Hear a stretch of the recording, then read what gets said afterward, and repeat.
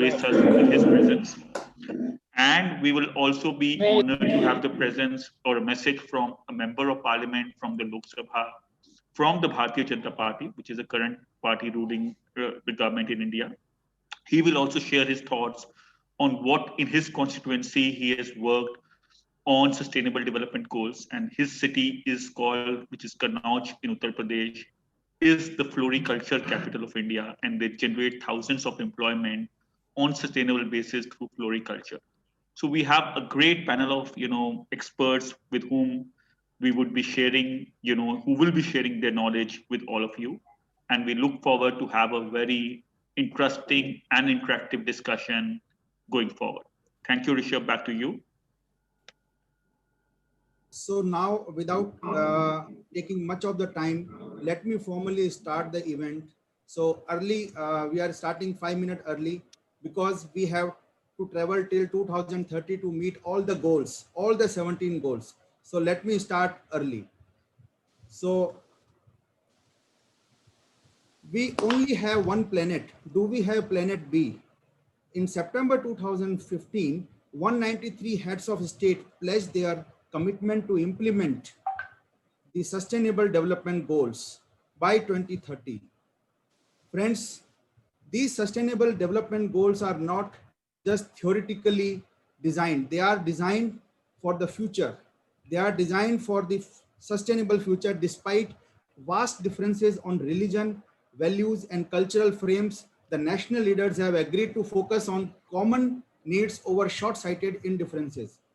The world has yet to truly understand and appreciate the unprecedented act of unity and leadership formalized by the signing of the SDGs to be achieved by 2030.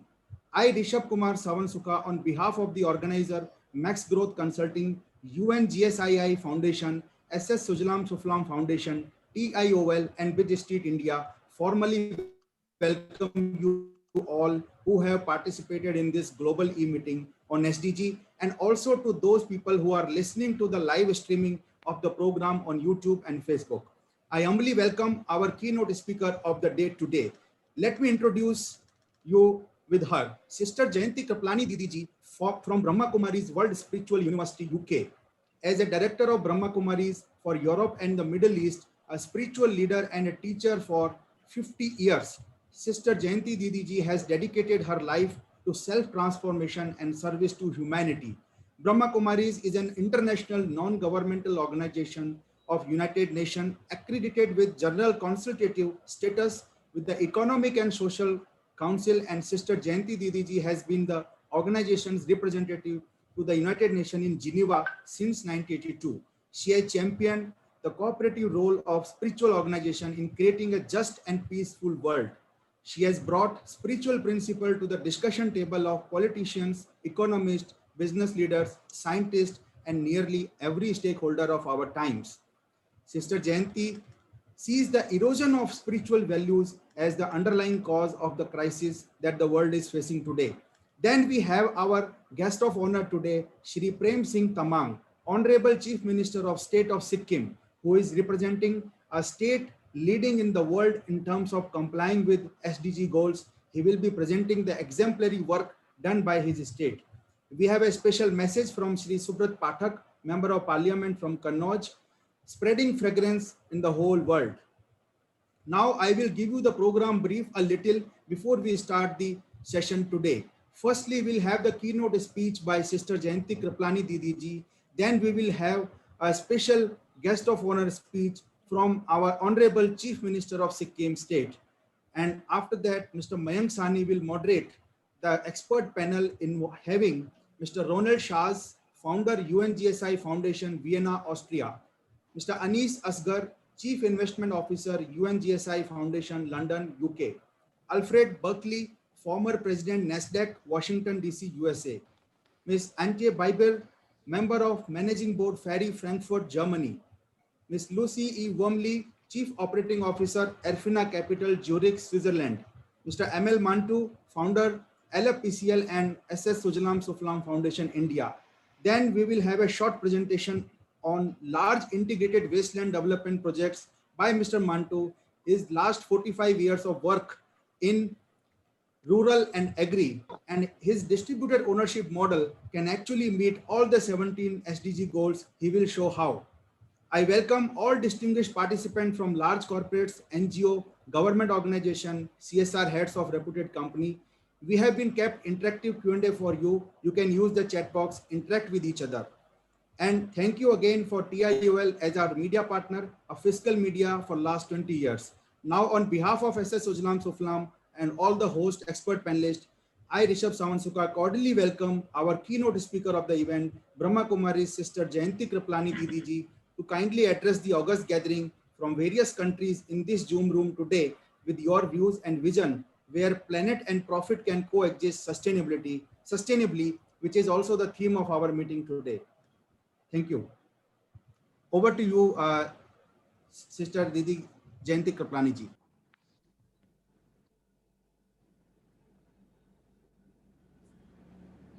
You have to unmute, yes. Okay.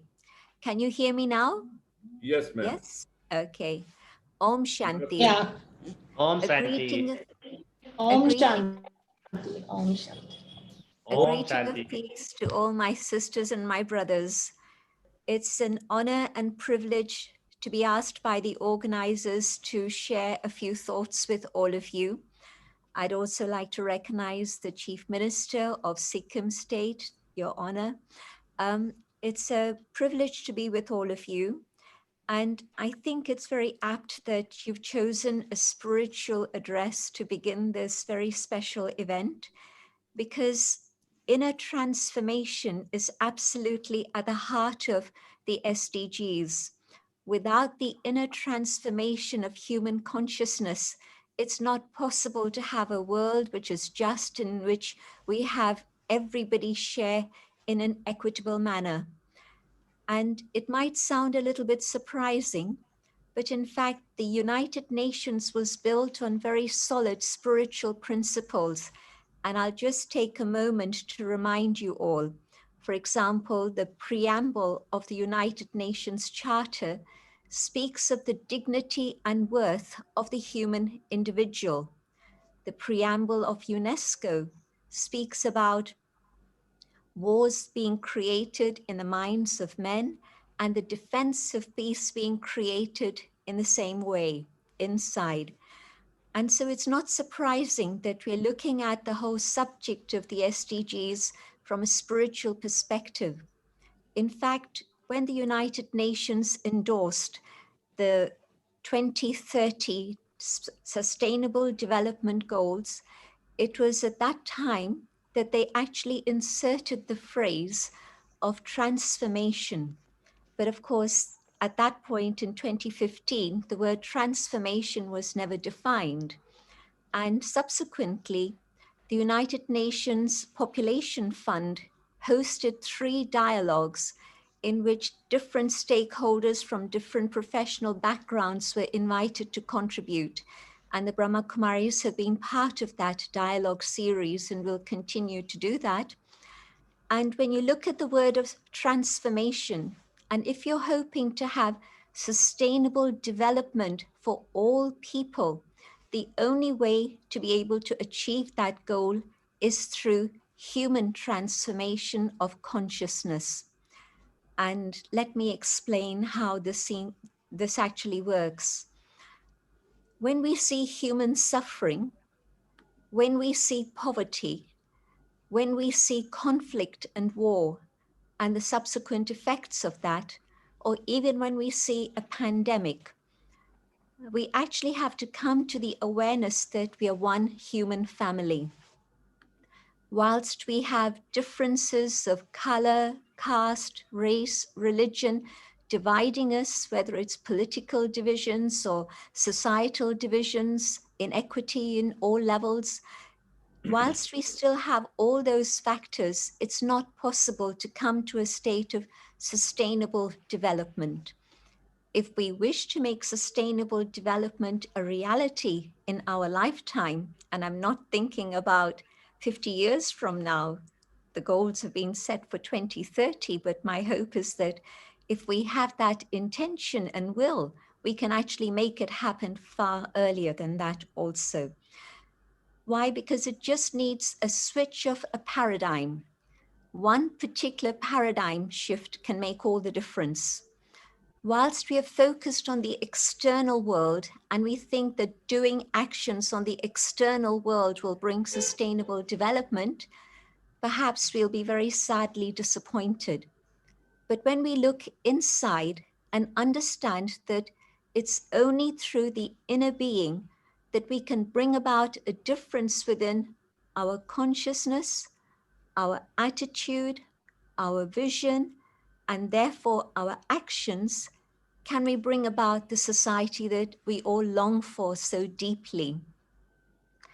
For millennia, spirituality of all backgrounds and traditions has always spoken about transformation beginning within. But the interesting thing at the present time is that scientific research also alludes to this and actually validates this concept of inside out. Whatever is going on the inside is what gets reflected in human activity and behavior in the world out there. If we want to achieve these goals, then there has to be the paradigm shift of moving away from the external identity, which is totally divisive, to come back to the inner being, in which all human beings share the same hopes and dreams and visions and can work together to make those visions a reality. Because it's within the inner being that there is compassion, dignity, humility, collaboration, cooperation. It's only when we are in touch with the inner reality of ourselves that we're then able to achieve the external realities also. I'd like to just touch upon the 5 basic elements of the SDGs. And these have been articulated as people, planet, peace, prosperity, and partnerships. And I'm sure that you can already see the linkage between spirituality and development in the external world. People, we must come to the consciousness of one family. And truly, this is who we are. We get very, very divided between each other through all external factors. But when we deeply go within ourselves, there's an empathy with every human being that I'm seeing and those that I don't even see, because our blood, our sweat, our tears are actually the same, no matter what external features might be different. And so not only on those very physiological levels are we the same, but on the inner spiritual depths, we share the same values of peace, of truth, of love, of joy, of purity. These are the essential ingredients of the human being within. And so, yes, of course, we are one family. And in Bharat, Vasudha Kutumba has been recognized as being the one family consciousness. But in all other traditions also, we are reminded we are all brothers and sisters, whatever the color of our skin and other factors may be. And so firstly, the consciousness of one people, one family, so that there can be human flourishing for all. The second, the planet. Whilst we consider the world outside as being separate from us, and we see that simply as a resource to be exploited and aggressed against, then the world is going to go downhill towards degradation in the way that we are already witnessing at a horrific rate at the present moment. The glaciers that scientists predict would take another 40 years to start melting have already melted. The ice is going, and you can see the immense challenges that rise ahead of us if we continue in that same direction.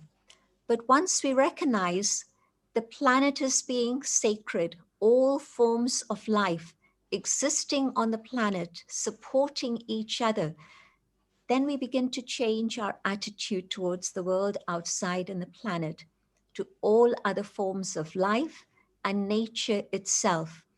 And that sanctity has to be respected. Otherwise, the ecosystem, which is our home, is destroyed by human beings. No other creature destroys its own nest in the way that human beings have done over the last 100 years, longer maybe, but certainly even in the last 60 years in our lifetimes. And so at this moment, that awareness that we are custodians, we are trustees, we are stewards of this planet, and to treat nature and all within this planet as sacred is the only way forward. Peace. Can there be sustainable development without peace? Equally, can there be peace without sustainable development? And so you can see the linkage of both of these. But where does peace begin? The UNESCO preamble reminds us that it begins in the minds of human beings. And so only when I go on that spiritual journey inwards am I going to be able to experience peace and the power of peace that can bring all communities together. Prosperity for all, sharing the abundance of the world with all. Nature has provided us with a huge amount of prosperity and abundance. Unfortunately, the limited nature of human consciousness has divided it and subdivided it so that now most of it rests in 1% of the world's population. And so now a different consciousness and awareness of the human family so that we come together and we have the generosity of spirit to be able to share and care for each other. Because when the boat starts to sink, it's not only one part of the boat that sinks, it's the whole boat. We're on the same planet, we're the same family, and there has to be prosperity and abundance and flourishing for all people. And the fifth one, partnerships. Partnerships are absolutely vital. How is it possible for one part of society to be able to bring about transformation in a whole planet by themselves? We have to involve and engage and be concerned with absolutely each one of the stakeholders within this human population. And so I know that there are many, many experts gathered here together from all levels, from all backgrounds and professions. And so it's wonderful that this partnership is happening. And I know that it's only through collaboration and cooperation that we can actually make this shift happen for the planet. But to make the shift happen inside of me, that happens through my own inner transformation. And if we choose, when that inner transformation happens, then yes, we're going to be able to have the sort of world that we hold in our vision. And my hope is that this particular gathering with all the expertise and experience that you've gathered together is going to be able to take us in a huge leap forward so that truly humanity can have that vision and make it a reality. Thank you very much for your kind attention. And I'll again begin with that greeting of peace. Om Shanti. Thank you. Om Shanti. Om Shanti. Shanti. Om Sister Shanti. Kriplani Didi ji, you have Om blessed. Shanti, sister.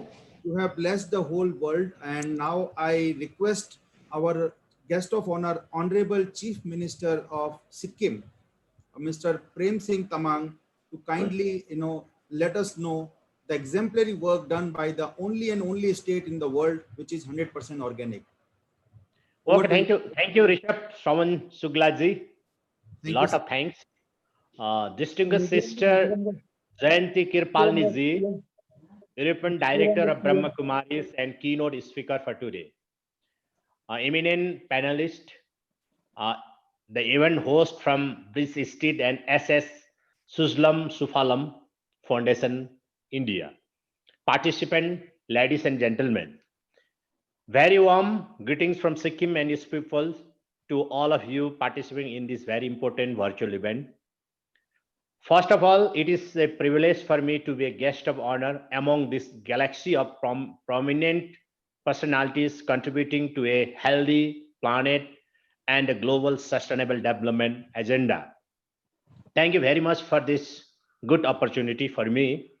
At the very outset, let me inform this August gathering that Sikkim's development model is built on the three pillars of sustainable development. Number one, environmental sustainability. Number two, social well-being. And number three, economic viability. As most of the distinguished delegates and participants may know, Sikkim is blessed with abundant natural resources. Our ancestors used their traditional knowledge and practices to conserve, sustainably use and add value of these resources. It is that legacy that has inspired and guided us in charting the sustainable development path that we are on today. While we take great pride in our rich culture and past achievement, we are faced with numerous challenges from globalization, climate change, and most recently the disruption and adverse impact of COVID-19 pandemic. Sikkim is a mountainous state with limited opportunities compared to rest of India. Our development model has to therefore be unique to meet the aspiration of people living in fragile and harsh conditions. In spite of these challenges, Sikkim is making genuine effort to achieve the 17 UN Sustainable Development Goals. I am very pleased to share with you all some of the notable accomplishments that we have made so far. Sikkim has been declared the cleanest state on a number of occasions. The state was awarded with Swachh Bharat Award by the President of India in 2019. Similarly, Ms. Upasana Khawas also received the award for the President of India from Women's category for her commendable work on menstrual hygiene. We place great emphasis on the provision of adequate clean water to every citizen and take care of the environment. All this effort contribute to SDG 6, clean water and sanitation. We have made great strides in the field of renewable and clean energy. Capitalizing on our abundant water resources, contributing to SDG 7, affordable and clean energy. We support and promote agro-herders communities, focusing on organic agriculture production, dairy and rural tourism based on nature and culture. All these investments are aimed at achieving SDG 8, decent work and economic growth. We have undertaken vulnerability mapping across the state based on which copying and adaptation intervention are designed and implemented. Spring set, watershed, and landscape conservation approaches are being applied for resilience building and to sustain ecosystem services. Our forest cover increased from 2,700 square kilometer in 1987 to 3,379 square kilometer by now. Sikkim is a pioneer of the Smriti Ban concept, aimed at developing memorial forests on degraded land through community participation. All this contribute to SDG 13 climate action. Over 40% of Sikkim's land area is under the protected area network, including the first mixed World Heritage site in India based on culture and nature, the Kanchenjunga National Park notified by UNESCO. Sikkim is also part of the Kanchenjunga Landscape Initiative, a regional conservation and development initiative covering part of eastern Nepal, Bhutan, and Sikkim, facilitated by the International Center for Integrated Mountain Development, (SIMOD). The Transboundary Landscape Initiative, by creating corridor in the eastern Himalayas with Bhutan, India, and Nepal for the free movement of wildlife. These efforts are aimed at achieving SDG 15, life on land. I am pleased to say that Sikkim has been a preferred place for our development partner. We are working closely with both national and international agencies for achieving the SDGs, including the Niti Aayog, India's premier think tank, JICA, UNDP, and SEMOT for larger landscape level conservation and sustainable development, contributing to SDG 17 partnership on the goals. In addition, the effort for the better progress is also being made on other SDGs. Therefore, we are looking for the investment for improving healthcare, institutions, and services across the state. We are in a process of creating specialized hospitals and health facilities in all corners of the state, for which we are looking for the investor.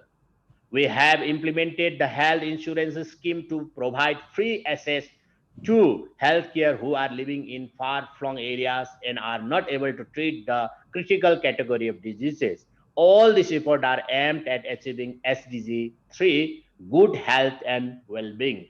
Sikkim is proud to have achieved 96% literacy. We have good local level infrastructure for schooling, one central university, one state university, three private universities, one medical college, and several technical and conventional colleges.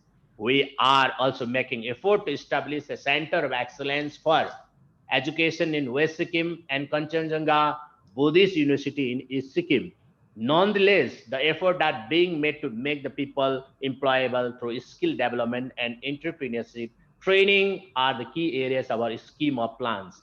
Distinguished guests, Sikkim is a landlocked state, but we are making progress on improving road and rail connectivity and have invited private companies to invest in various sectors such as pharmaceuticals and tourism. Further, there are scopes of new investment opportunity for supporting achievement of SDG 9 industry, innovation, and infrastructure. Sikkim has invested in sport infrastructure, parks and other recreational facilities, undertaken cleanliness drives in cities and towns, and designated several public spaces as no vehicle zones and no honk zones. However, the challenges of managing solid waste is a big task before us and needs support from the external agencies. All these efforts support achievement of SDG 11, sustainable cities and communities, by promoting and incentivizing natural agriculture practices and agro biodiversity management and supporting entrepreneurship for youth through skill development, soft loans, and startup opportunities. Sikkim is supporting the achievement of SDG 12, responsible production and consumption. In addition to being a fully organic state and a pioneering and preferred destination for ecotourism, and there are more scope to invest in this sector. Sikkim is also one of the largest producers of large cardamom. We have recently nominated our famous Dalle Khosani round chilies, yeah, or red chilies for geographical indication tag. We are now looking at creating employment opportunities for educated youth in their respective areas. We are focusing on creating market and supply chains around traditional craft, tourism based on agriculture, health and nature, and promoting agriculture product under the one village, one product concept. Sikkim is also looking for promote its organic produce, unique yak product from highland communities, and medicinal and aromatic plants.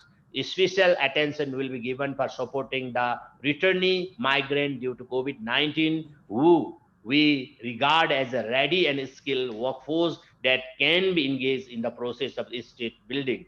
Sikkim is also committed to add value to the SDGs by building synergy between the goals and developing a holistic and integrated approach to social ecological resilience. However, all these are possible when the private sector step forward and development partner provide adequate support to meet both technical and financial commitment.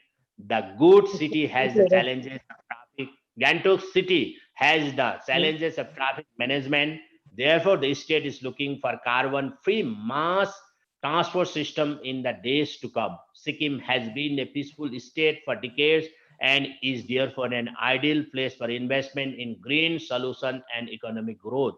Ladies and gentlemen, as Chief Minister of Sikkim, let me assure you that my state and people are committed to the nation building process and will work in all possible ways to address the challenges of climate change, poverty and the pandemic, and also achieve the SDGs by balancing conservation and development. As the slogan of this event remains as planet and profit can coexist. You are welcome to Sikkim.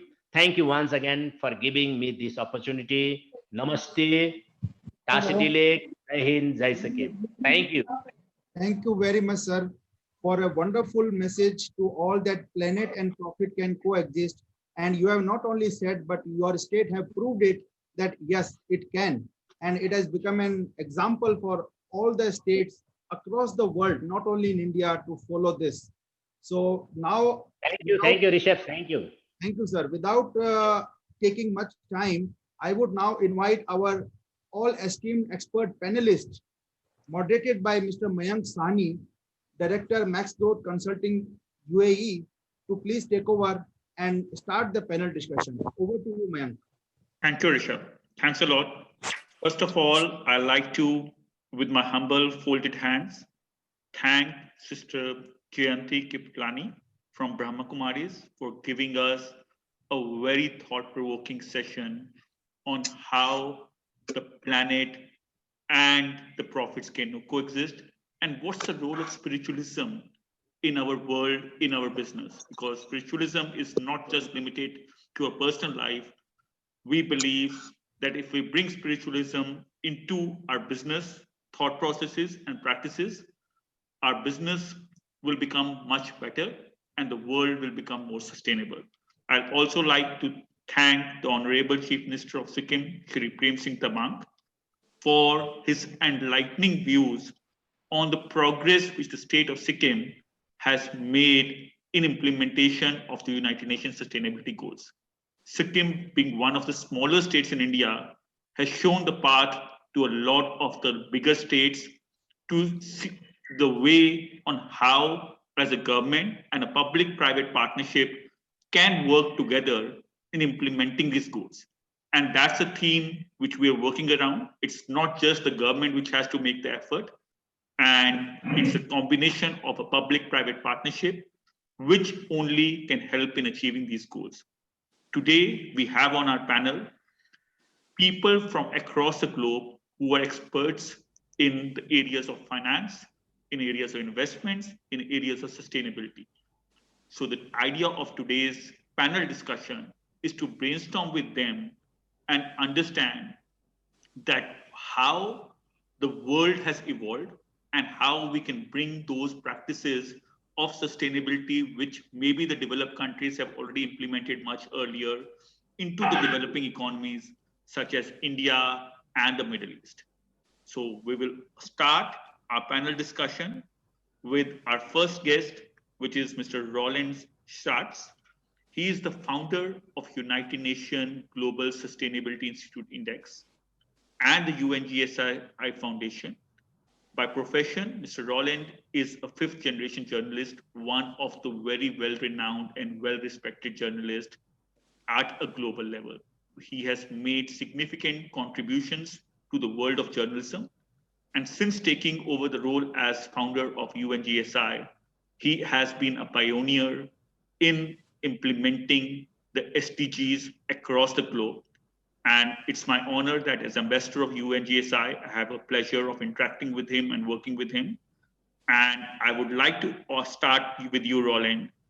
In your role as founder of UNGSII, it will be useful for our audience to understand what exactly does UNGSII do, and how does the functions of UNGSII contribute towards accelerating and implementing the United Nations SDGs.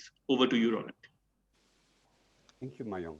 And thank you, sister, for reminding us that it's only working if we are in this together.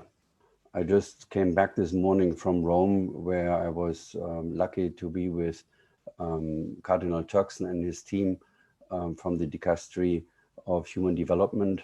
And it was exactly their thought and their concern 2 days ahead of the 5th anniversary, when all these 193 heads of states got together in New York to accept and announce that these 17 goals and the 169 sub-targets will become our joint compass for the coming 15 years. It's now 2 days, and then 5 years are already gone. And we have only 10 years left. And I love your optimism by sharing with us.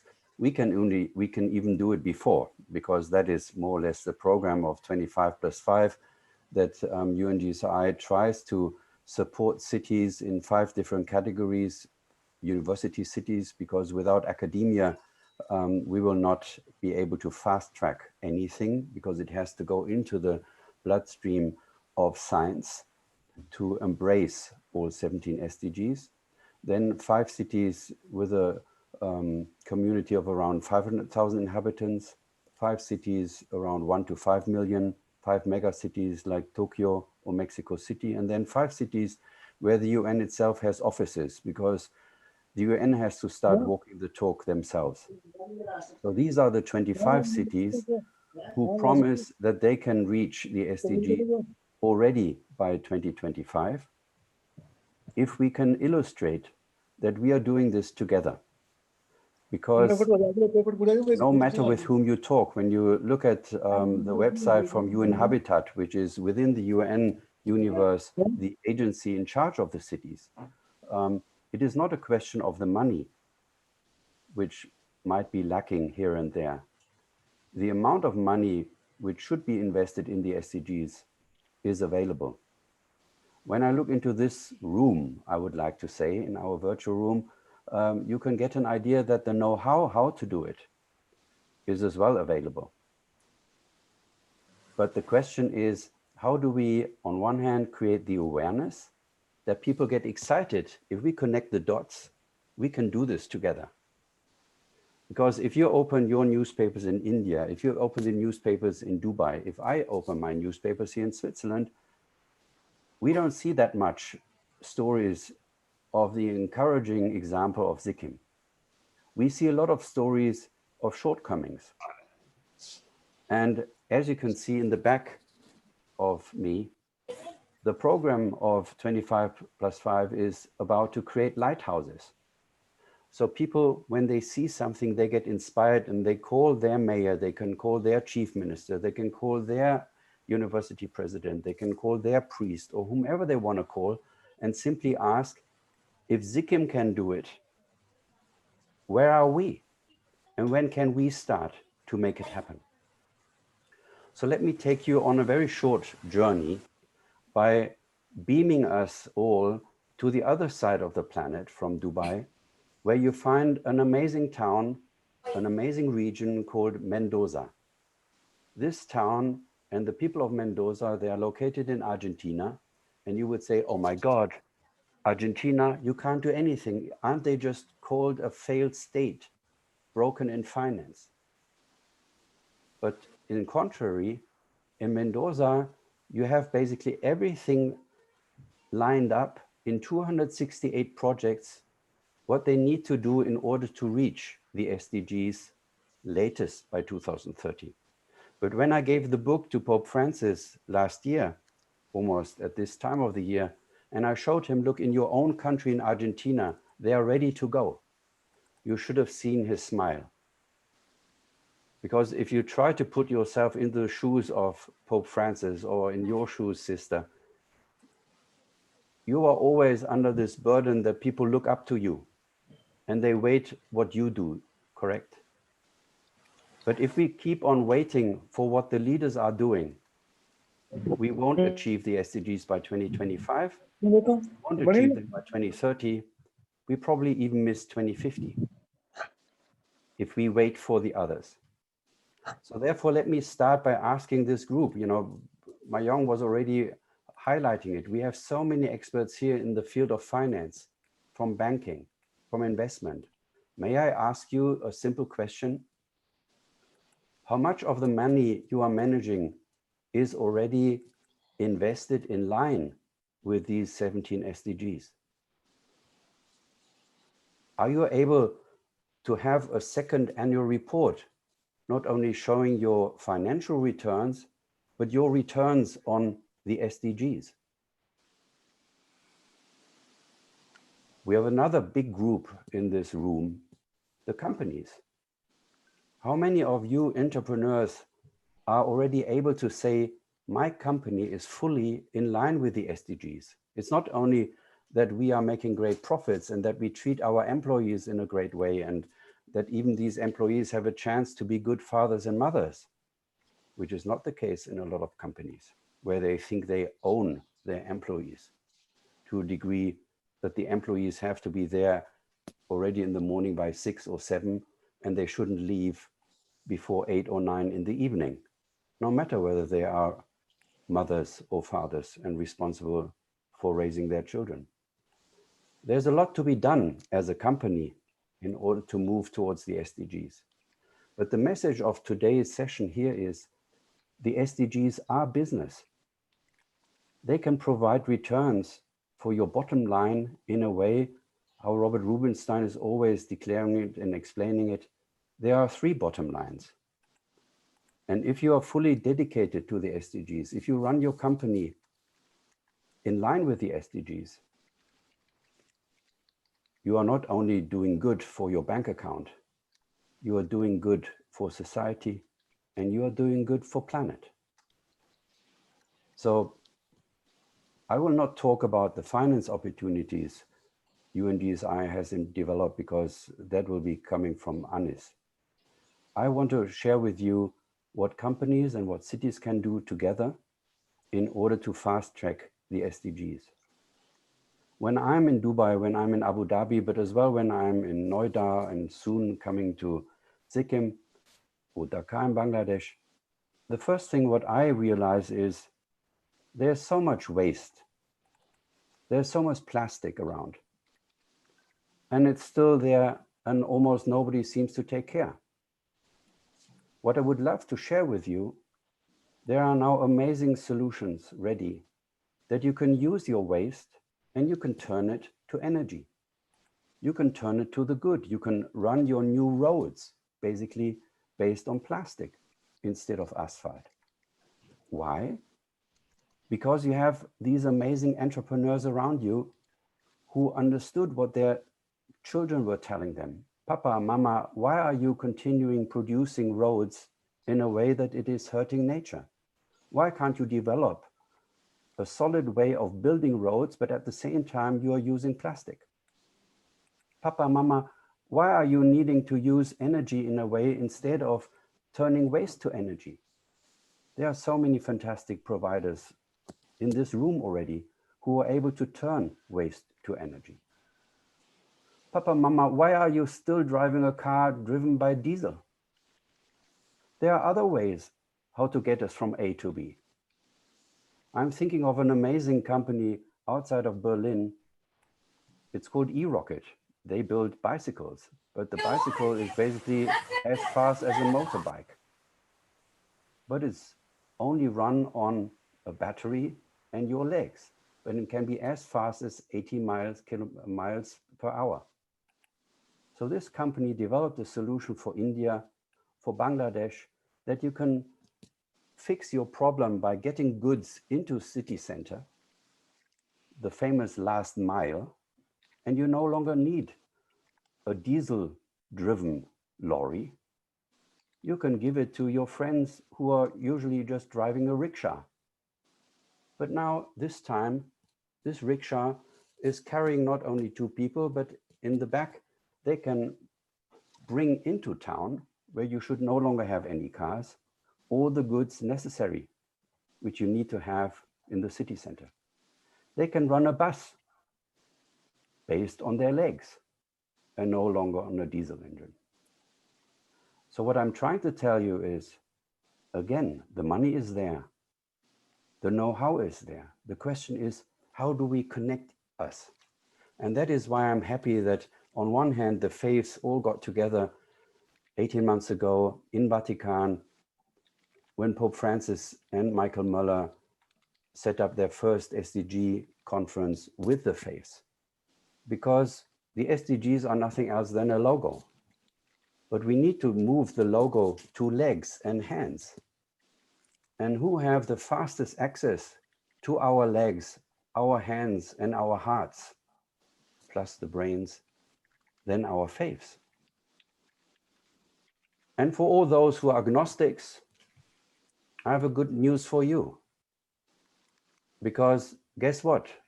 A soccer club like Real Madrid, with 500 million followers, guess what they are looking for? They want to find purpose.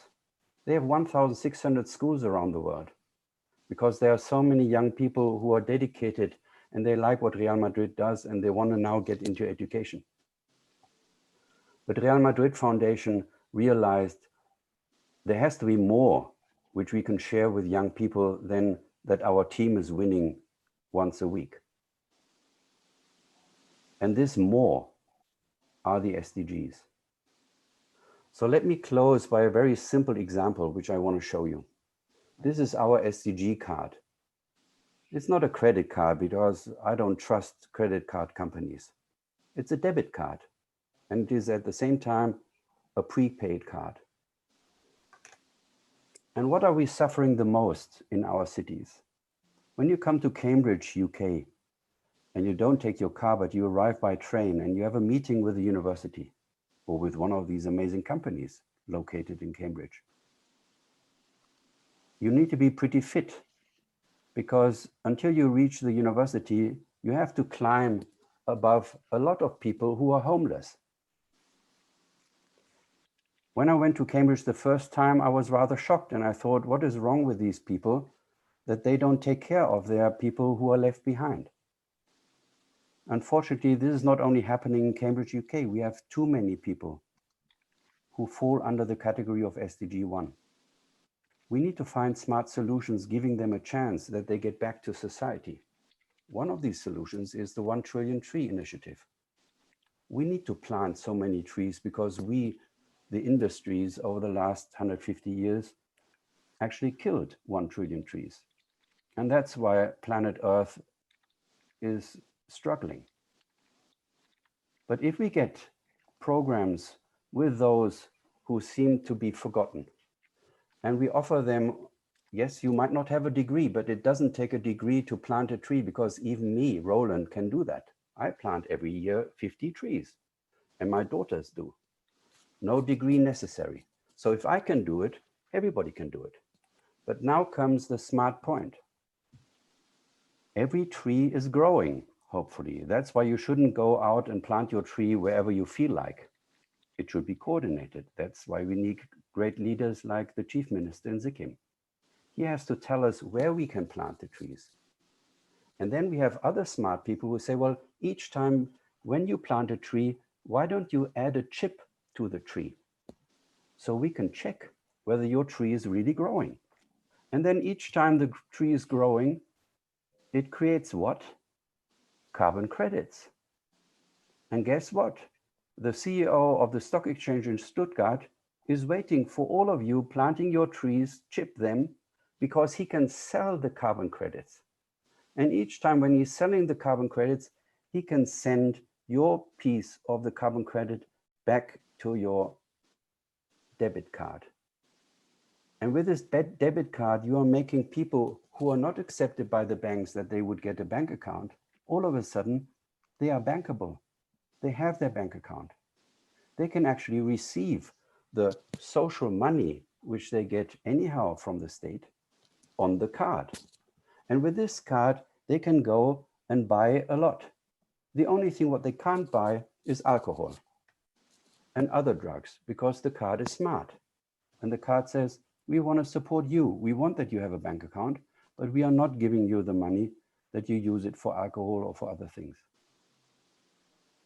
So let me leave you with these very concrete projects.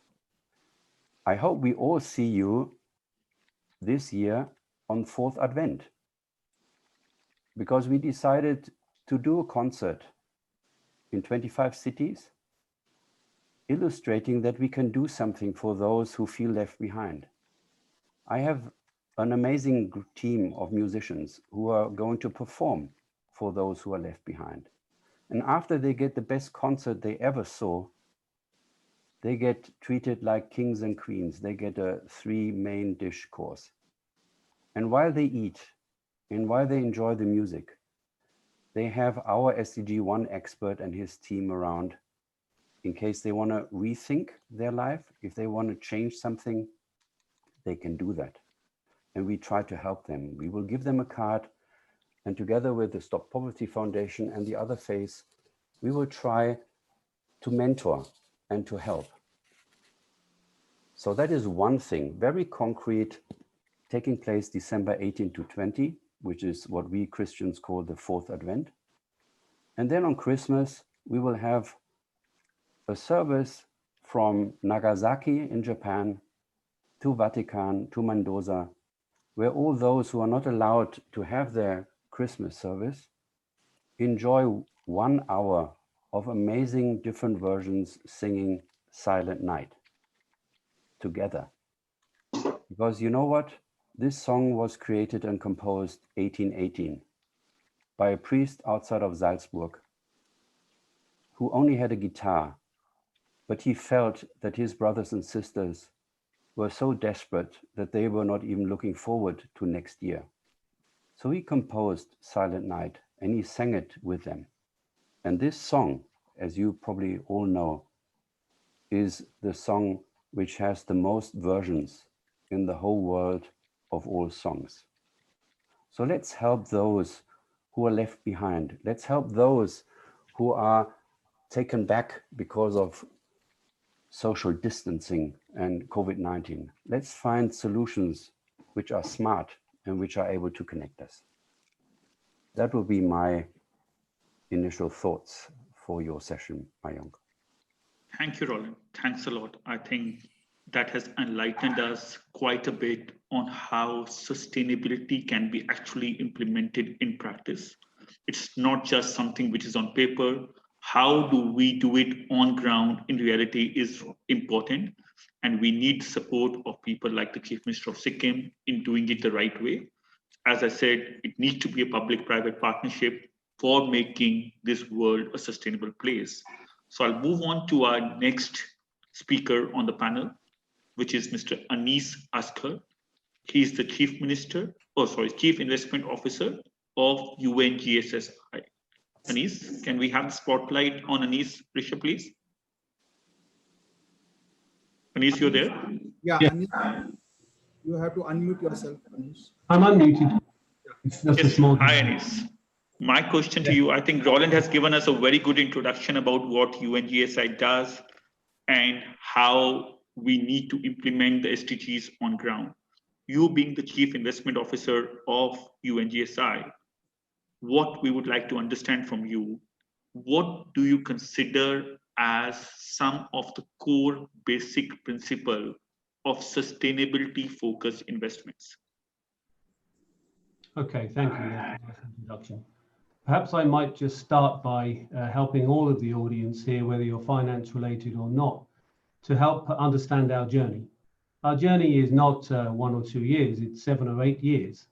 When we started thinking about sustainability, even before the SDGs were signed, when they were Millennium Development Goals, there has always been an education process to the finance sector, because simply put, it was not a vogue or an area where people would want to invest, mainly because of risk profile, but also because it wasn't necessarily the right thing to do to get the best return. So my transformation is actually education. I've had to spend 5 years educating people that you can make just as good a better bottom return. If it's the second line bottom return or the first line that you look for, we can provide all the people that are investing in an ability to invest in our SCR 500, which we bench tested purely by selecting SDG related stock. So for 3 years, we bench tested that system. We proved ourselves to be better bottom line returns than the standard markets, and we have the data to prove that. So that's the first part of the education, is that when you sit in front of somebody that controls capital, they have a mandate to make the best returns for their investors. That's quite standard and normal in finance. And of course, everybody wants that. But what is the price of that bottom line? Is it to invest in stocks that are non-SDG, non-impact because they give a better return, or they simply don't get reported. So that's the second part of the journey, is people who are slowly coming to an understanding that if you have an ESG fund or an SDG fund, you can make good returns, and the impact is as high, if not higher, than a standard impact fund. But my role as a CIO is to have microfunding loans to the developing world, private equity, VC, and large capital programs, because we are global and we do everything that is needed to implement capital around the world. And that really brings me to India particularly. The SCR 500 is global. It's a global 500 stocks. It's extremely well reported. However, that is quite a distance between people sitting in India. So how do we control where the pension funds invest? How do you as a citizen decide that you don't want your money that you put into your investment program to go to drugs or alcohol or other areas or fossil fuels? How do you control that? What voice do you have when you decide, yes, I'm going to put my money in my company's pension fund? What voice do you have to say what you can invest in? Should it just be me coming to see the pension fund manager and saying, you know, we'd much prefer that you had a high impact and a lower return? Of course, that doesn't work. It has to be the voice of the citizens. All of the people involved in that pension fund now need a voice. And if there's any silver lining in COVID, we see different voices. We see people seeing and understanding that climate is important, but more importantly, that they found their own voice. And so those voices must be heard by corporations, by investment people, and people like us that run foundations. We need to understand where they think the world is going, as well as us in a finance world saying where we should drive it and take it to. So this is very much a bottom-up approach to the way that people want their money to be invested. So we would like to launch an SCR 300 or 100 for India. That allows all the companies that are listed to have a voice. We will produce a report every year, which we do in the same way as we do the SCR 500, but dedicated to Indian stock. And this is the first part of that education, that people can then see that if you invest in very strong SDG companies that are based in India or the subcontinent, you can very easily get just as good a return as you could in your normal sphere. What we're then looking to do is to communicate that down to the citizen level. A pension fund maybe in India may have 400 million people in it, but what communication do they give? They give a financial return and not very much more. We're driving those institutions to report on the SDGs, to report on the impact that they have made. And that's a slightly different style of reporting, but one that we're very much embedded with in all the things that we do through our foundation. So the message is really quite clear. AJ is on ground if you need to speak with him. If not, come and talk to us at the foundation. We'd be very happy to help for people to understand what the stocks do and how they do. I think some of you already seen the SCR 500 in the pack that went out. It would be a very similar process, but it would be dedicated to your local stocks. And then beyond that, it's also a citizen's voice. You don't have to just do India, but if you want to be as an individual, not through your pension fund and investing, then we have the systems in place to be able to do that with our partners as well. So in conclusion, it's been a long journey of education, but what we see along that journey is not green shoots of impact and sustainable investing, but actually a greater need driven by the people, and that's very encouraging for the next few years. Thank you, Anis. Thanks a lot. I think what the key takeaway from your message is, the sustainable investment is a collective voice. It's not, it's the citizen's voice. That's what you do as a basic principle. And that's what defines sustainability, what people need and what the world needs in today's time. Now, I take it over to my next panelist, Mr. Alfred Berkeley. Can we have a spotlight on Alfred? Risha, please. Alfred. Hello. Hi, Alfred. Welcome to the Global E-Summit on SDGs, and thank you for sparing your time. So just as a background for all the audience, Mr. Alfred has been the president and the vice chairman of Nasdaq Stock Exchange, which is one of the largest stock exchange globally. He's based out of US, and currently he's the chairman of Princeton Capital Management. So my question to you, Alfred, for the benefit of all the audience out here is, having being at the helm of affairs of one of the leading stock exchanges in the world, if you could share your thoughts, what is the correlation between a company contributing towards the SDGs and the ESGs with their stock valuation or a business valuation? Is there a real positive correlation that you have actually seen, that the companies which contribute more towards the SDGs and ESGs, their stock prices and the business valuations actually get enhanced over a longer period of time? If you can share your thoughts on those lines. Yes, when Roland asked me to get involved, I was interested in being sure that the major stock exchanges in the world would get behind this, because it seemed to me to be so plain and simple that win-win relationships between companies and economies are better than win-lose relationships. So we set out to look at the very question that you asked. Is it possible to have a portfolio of companies that are publicly committed to the SDGs, that are actually implementing their commitment in their day-to-day activities, and get good returns, at least as good, if not better returns than you get in a broad market index? We ran a paper portfolio backcasting for 15 years and found that the numbers worked, and we developed a small real money portfolio, and we're finding that it works there too. These are the numbers that Anas talked about a minute ago. The key here is that we think this is an education game, as Anas said. We think we've got to bring the world around to understanding that the numbers can be there, they will be there, and that in the win-win relationship, the companies will find more investors driving up the price of their stock if they, in fact, are implementing a win-win relationship with their economy and with the planet. So the answer is yes, you can get a good return. There's no penalty if you are smart about it. And we think that this is important for the world.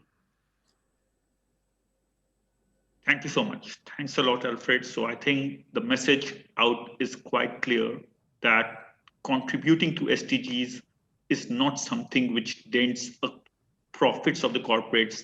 The benefit of enhancing the brand value, the stock value, and the business value is significantly much more. And that's why more and more corporates are being advised to contribute towards the CSRs, towards the SDGs and the ESGs. So I move on to my next panelist, which is Ms. Antje Biber. Can we have the spotlight on Antje, please? Hello. Hi, Antje. Welcome to the eSummit. For the convenience of the audience, I'll just give a brief background. Antje is the president of the board of Ferry Group, which is a large investment management company which has around euro 34 billion of assets under management, out of which around 7 billion euros are in alternative investments. So in your role, when you're advising on the investment management and the fund management to your clients, which comprises of institutional investors, family offices, and individual investors. So have you seen a shift over the years happening towards more and more investors focusing towards sustainable focus investments? Have you seen that shift in your own profile, in your role managing such a large investment portfolio? Absolutely. Absolutely. We have been advising two major groups of clients. So one is the group of private individuals, private wealthy people who have been mostly entrepreneurs. So we do advise and manage money for the classical German, I don't know if you've ever heard that word, Mittelstand. So that's the global market leaders of these tiny little engineering things, or good beer, for example. We have beer brewers as our investors. And the other side of, or the other group of investors are institutionals. And these two groups are substantially different. Where we have seen so far the largest shift, and as I would like to thank again Mrs. Sister Yeah, I'm sorry. It was very impressive to hear your speech. So this transformation and the inner transformation we have seen so far really exclusively in the private side. And that's very interesting. So we are talking about not only private individuals, but entrepreneurs. People who lead large companies, people who lead very, very successful companies, they have been thinking about themselves, their inner peace, their families, but also their employees. And they have just come to the conclusion that they want to have a positive impact to society and environment.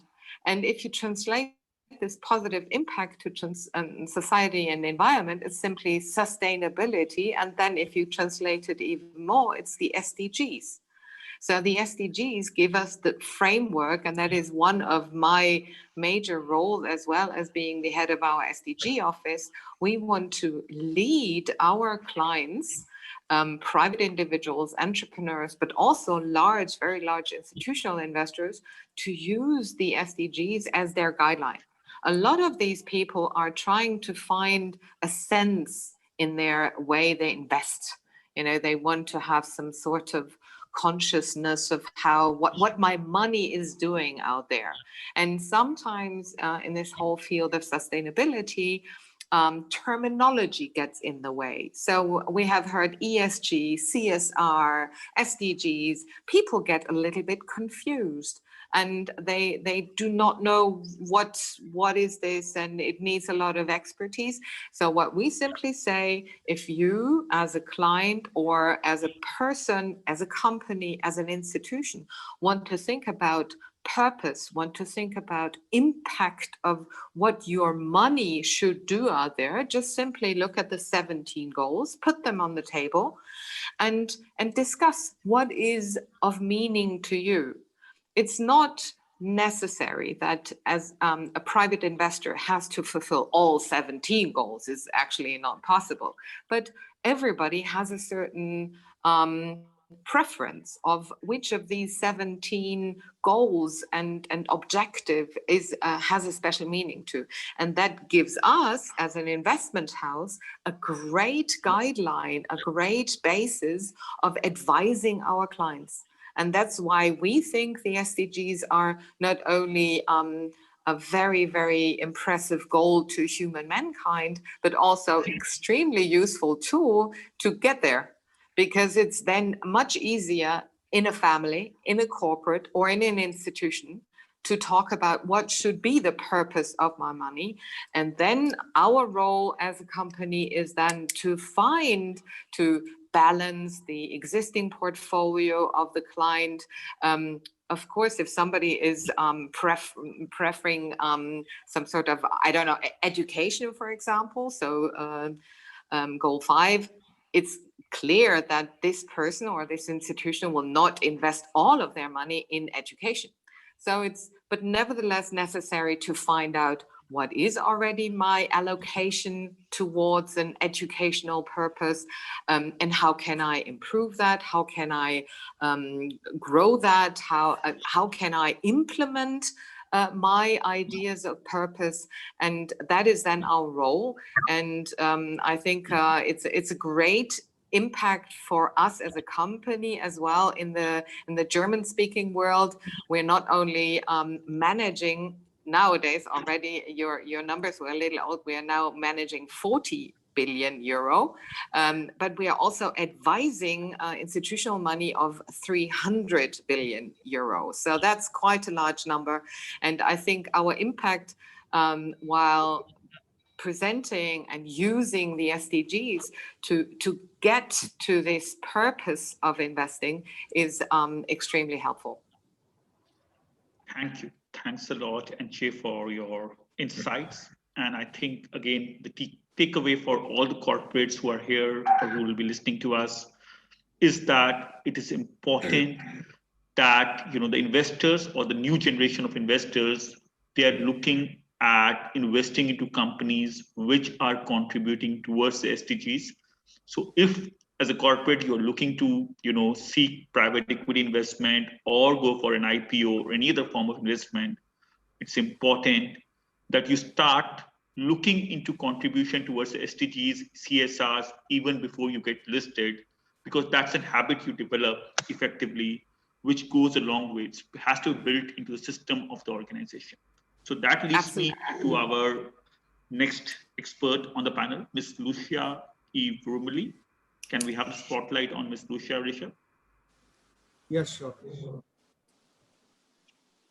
Hello. Hello. Good evening, Ms. Lucia. Welcome to the eSummit. Thank you very much for having me. Thank you so much. So, Ms. Lucia, you have been heading the CSR function of Bank Julia Spears for almost 20 years. And in your current role in Afrina Capital, you are a hardcore CSR advocate.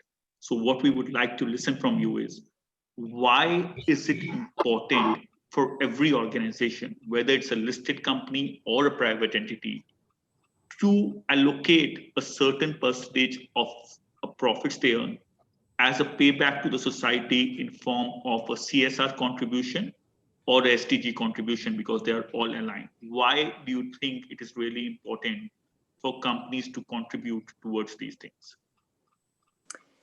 Well, first of all, I think that we never even ended being individuals that want to contribute. It's just so we have become arrogant in business. Capitalism has not succeeded in really being truly sustainable. So we know that now, and people all over the planet understand that we have to transform. Word transformation started within our folks, but it also started within our hearts, but it also started within business. So I think once a company analyzes its processes and its businesses according to sustainability, the companies immediately find out that it is a gain for operational efficiency, for employee engagement, for innovation, because a holistic view of risk, which ESG is part of it, actually improves profitability and productivity in the end as well. So even though the corporates understand that these factors are actually positive, we're only in like the third generation of ESG specialists. So there is still eye rolling in meetings where people talk about ESG factors, and this has to go. This arrogance has to go. And I think companies need a certain amnesty, if you want, during their transformation to suddenly admit that they have missed a certain powerful move, like the sustainability move. These companies need an amnesty, if you want, to be able to catch up, because they have been missing, and money at large has been missing this very positive move. So I think transformation for me and the profitability for the companies means civil courage. We have to, every day, every one of us has the chance to show civil courage by stopping certain arguments or giving others the insight of SDGs and factors of SDGs. So I would call for amnesty of the so-called bad guys, so they become good guys, they can become good guys, and of civil courage to actually support everyone to join. Thank you so much. That leads us into our last panelist for the day, which is Mr. Mantu. Mr. Mantu, welcome to the eSummit. And as an introduction to Mr. Mantu, which Mr. Rishabh has already given, he has been a pioneer in redevelopment of wasteland and building a wasteland into a sustainable projects and sustainable communities.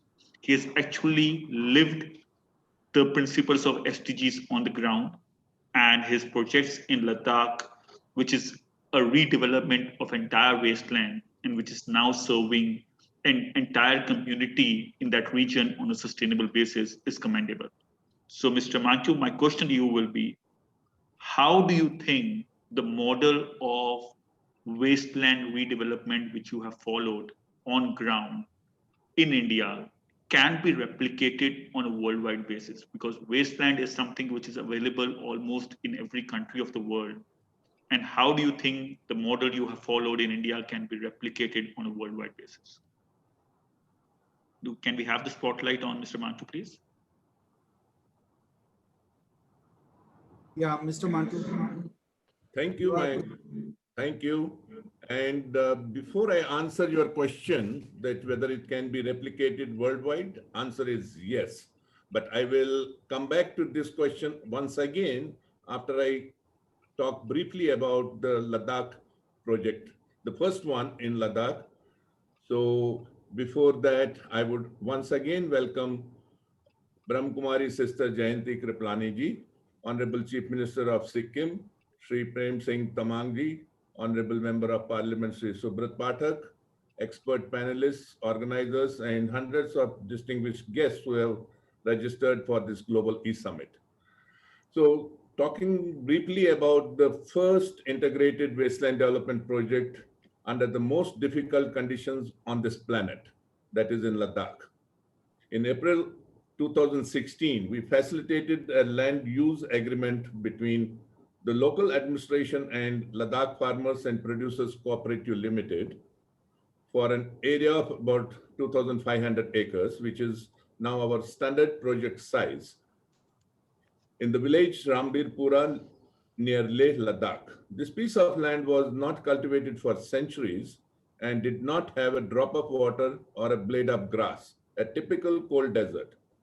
The integrated wasteland development project was launched under a unique developmental model of distributed ownership, which means no other outsider would ever have any ownership rights on the land or its assets, which would belong only to a cooperative of local villagers. In this case, 219 families of Rambirpura village. In fact, this model has the basis of what Sister Jayanti ji, Mr. Roland, and Honorable Chief Minister and even other speakers have just mentioned, that how the ownership of natural resources should be treated while going for any development.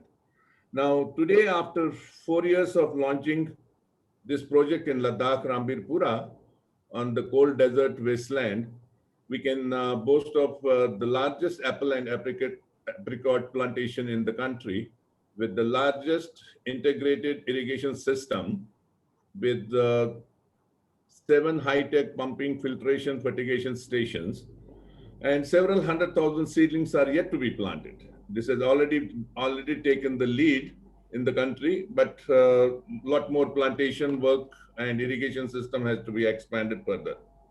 The local villagers initially contribute. How do we finance these projects? Is that they contribute a small amount for as per each household, which forms the seed capital for the project. In lieu of this contribution, all the villagers in that area are offered 1.5 acres of developed land from the project site. This is the formula which we have worked out and trying to replicate in other places also. As we know, each village in India has about 10 to 40% of landless households. In one stroke, you are actually converting these set of landless people into land-owning families, actually, and meeting one important United Nations Sustainable Development Goals, bringing in the socio-economic transformation in the lives of extremely poor people. These are all tribal people. And this is done even before the project is started. The other funds for the project come in the form of CSR, grants, subsidies, local entrepreneurs, and finally the BRIC investors. The project implementing agency like us, investors, experts, and consultants, etc., would come, do their job, recover their investments and with respectable returns, monetize their investments, and leave the institution created for the local people. Investors get a security by way of 50% of shareholding in the cooperative.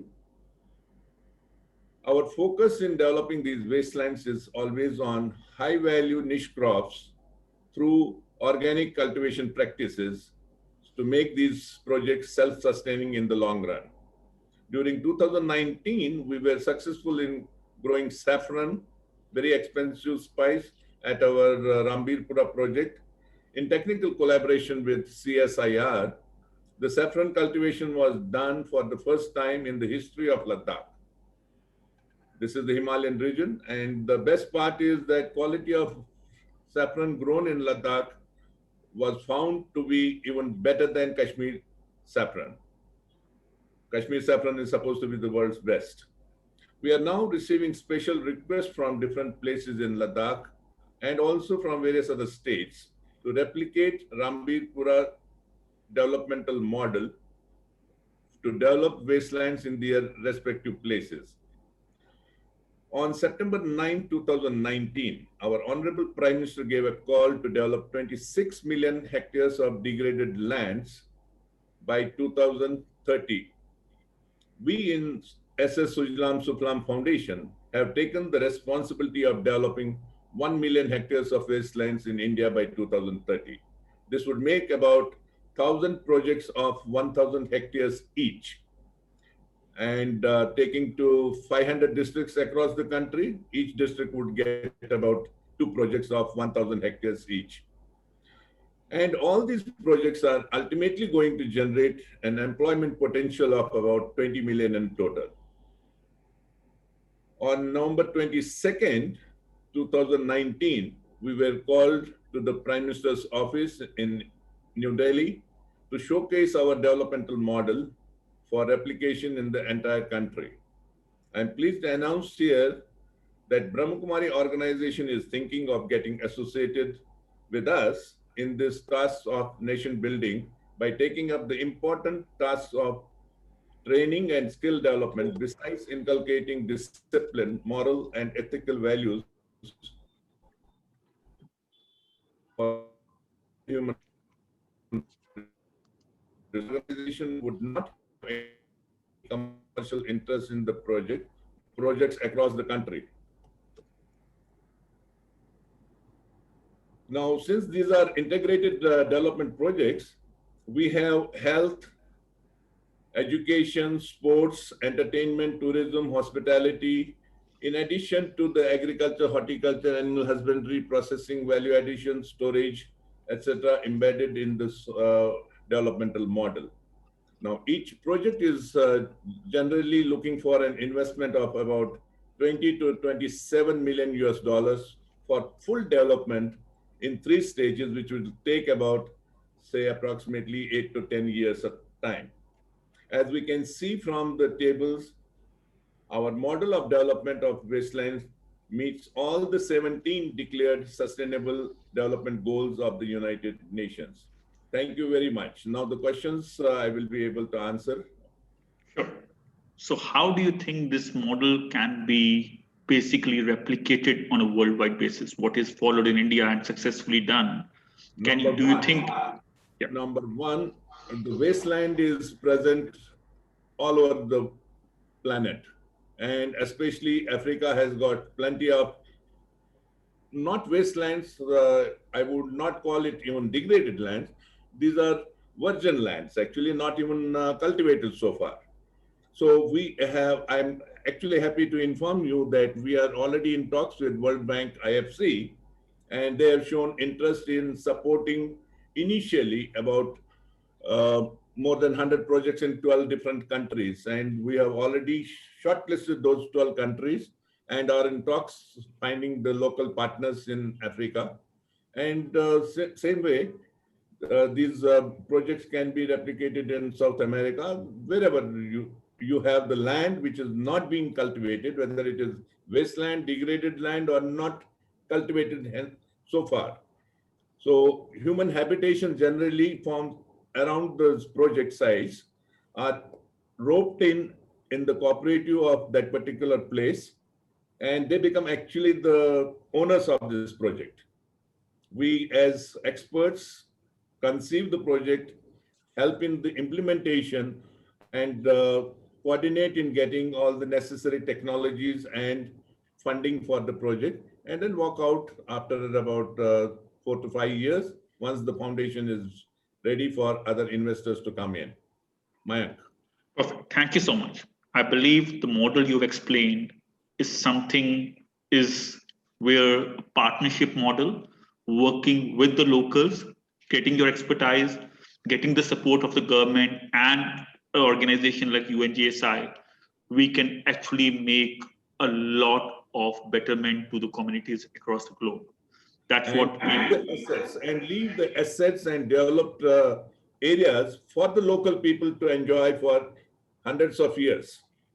That's precisely, I mean, we are not living in the world of colonialism anymore. It's about giving to the people what they deserve, and we all contribute in our best possible manner. So yes, taking the lead from that, I will just move to our next round of discussions. And again, I will come back to you, Roland. Can we unmute Roland? Yes. Roland, my question to you is, UNGSI is also running successfully a SCR 500 global index for a number of years, and which has shown significant results. Now, you plan to launch a similar SCR 100 index or a SCR 300 index for the Indian companies. We would like to take this opportunity, if you can give us some kind of insights on what a SCR 100 or SCR 300 index for the Indian companies, which is specifically going to be built by UNGSI, would look like. I forward this question to Anis because nobody wants to listen to a journalist when it comes to money. But before I do that, let me have a thought or an idea to all the experts around the table. Why not, together with Anis, when we can think about, for instance, either the SCR 100 India, but as well setting up an SCR 500 SDG 3 health fund, focusing solely on ensuring that those who are cautious or anxious how COVID-19 can have an impact on their lives, how this can be financed in a smart way. But the first thing what I wanted to say is, how about we pull the brains of everybody around the table and define Sikkim, which has such a great leadership, as our test case of the day or the week or the year, where we would ask the Chief Minister, what are projects you need to see in place, where as of now you can't think of that you can add it to your budget because your budgets are anyhow tight, but let's find creative solutions around it. Not necessary that we do it in the remaining 30 minutes, but that we simply start the conversation. And then we can get back to this in a week, in a month, once we hear back from Sikkim, what are the needs? Is it maybe waste to energy? Is it these last mile solutions for public transport? Whatever it might be. Maybe let's do the concert in Sikkim as well on December 18 to 20. But let's get concrete, because that is always what fascinates me the most. The moment you have these amazing people around the table and you have a city which is sitting next to you, let's prove that we can do something different. Sure, and we already had a project in mind, based on discussion. Wasteland development in Sikkim is certainly, something we can work together with the Honorable Chief Minister. There's a lot of wasteland available. What we have done successfully in Ladakh can actually be replicated very much in Sikkim, and I believe that will benefit the community in Sikkim in a big way. Of course, we will need more insight from the Chief Minister on what other kind of projects which we have. Yeah, once we get his guidance, we can work on, doing the fundraising and getting people to actually bringing those projects to reality. So he can give us the vision, and then we all can work and support him in executing that vision for the state of Sikkim. And I believe the people out here are quite impressed with what the state of Sikkim has done, as the Honorable Chief Minister has explained. We certainly should be able to take a next step after this e-summit on that. And now, Anis. Anis, I'll move over to you. And if you can just throw some light on, because a lot of our audience here are from India. So what do you think the SCR 100 or a SCR 300 index, which UNGSI is planning to launch, would look like? and whether it will have a similar principles of analysis which you use for SCR 500 global index, or do you think as when you create an index specific to a country like India, you need to be, the SDG contributions could also be different than what the global SDG contributions are? So what your thoughts on that, Anis? Okay, thank you. First and foremost, an SDG is not limited to country or continent, so they are quite the same. The goals are quite the same. So we wouldn't look at it in any way as something different for India in the way that we measure and review those particular parameters. What we do when we create the report is a traffic light system in simple terms, whether or not you report. Remember that this reporting is not based purely on financial returns. This is based on how much you report, what you do, and so it's a lead-in as a lighthouse to which companies are doing very well. To give you some basic numbers, the automotive sector in India is a very large sector. It employs a lot of people, and it actually leads the way in reporting in SDGs. Whereas the construction sector falls a little bit behind, but suddenly is the largest growing sector to report the SDGs. So those are two very large sectors in both India and globally, where those companies that are working in the automotive sector or the supply chain, they recognize that reporting the SDGs actually helps their employees and their clients. So when we look at India, we don't look at it as an isolation. We look at it as already a very global player in the world market. Supply chain in and out is also very significant. So we would very much say that India is no different than a global basis. But what we want to focus on is companies that are either just entering the market, have been on the market for a period of time, that have started to report. So of course, when you do the SCR 500, you are going to have a top weighted element from larger corporations around the world because it's a global index and top 500 is what it is. The top 100 or 300 companies in India will have some of those players in it for sure, because there are some very large global companies, as I mentioned. But there will also be some of the emerging companies that are in perhaps in real estate or perhaps in renewable energy, that are perfectly good and well-reported companies, but don't necessarily catch outside yet, or perhaps they're part of the developing world profile. So what we would do is we would look at each one of those companies, write the report on them. We would create the index that we have done in the same way as we've done the SCR 500, but you would have different participants specifically for India. The other side of what we do is we also very much like to do the private companies. As there are a lot of private companies in India, we would of course need some data, but at the same time, we would like to match and marry and balance the public sector to the private sector.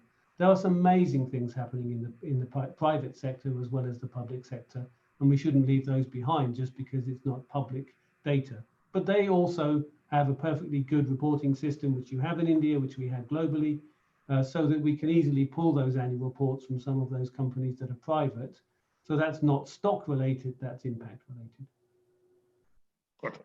Thank you, Anis. Thanks a lot. I believe the contribution from public listed companies as well as private is equally important towards the SDGs, because a lot of private companies do aspire to become a public company at some point of their life cycle. So if they develop a habit towards contributing towards CSR and SDG early in their life cycle, that's a culture which needs to be built in. And we have organizations in India like Tata's and a number of others who have over 100+ years been constantly, they're not necessarily listed companies, but as private companies, they've contributed immensely towards the CSRs and the SDGs. So that leads me into my next question, or a leading question to Angie. Do we have Angie Biber on the spotlight, please? Yes. Here I am. Yeah. So my question to you is, like, since as part of your total investment under management, you also have a significant portion which is towards alternative investments, which will include investments into private unlisted companies as well. So leading into Anis, remark that the private companies in any part of the world are equally important when it comes to contribution towards the SDGs and the ESGs. So when you are looking at investment as part of your alternative investment into private unlisted companies, how much weightage do you think as a fund manager you generally give to contribution of that private company towards their SDGs and CSR initiatives?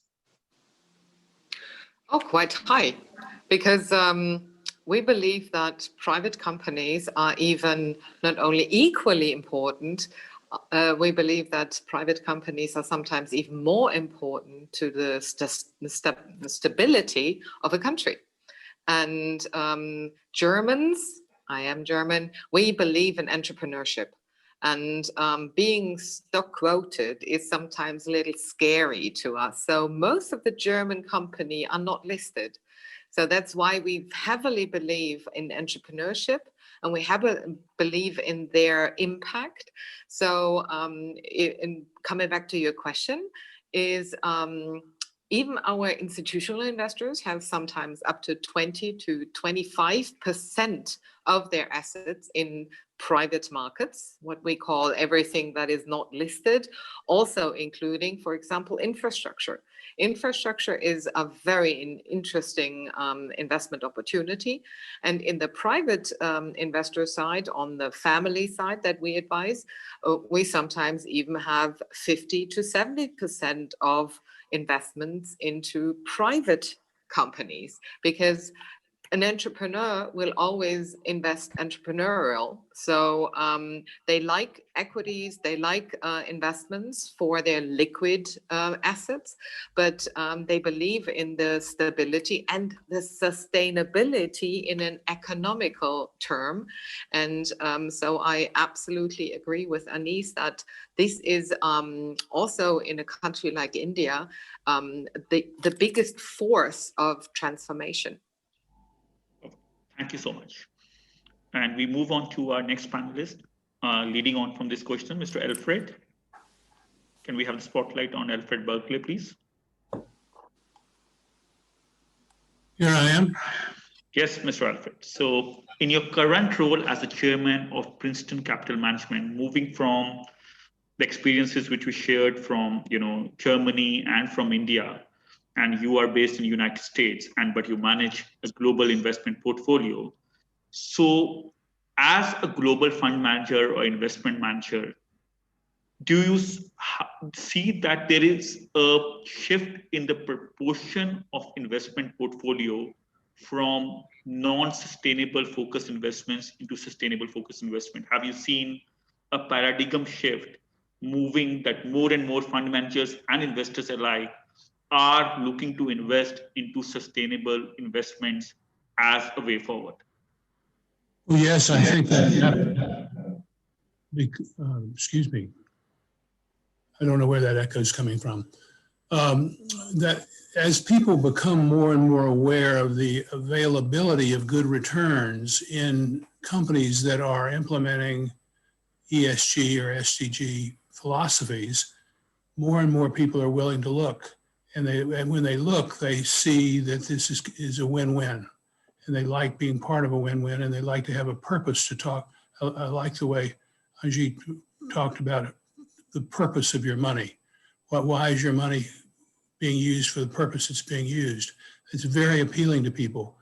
We find in the United States that private families are more likely to be first movers in this regard.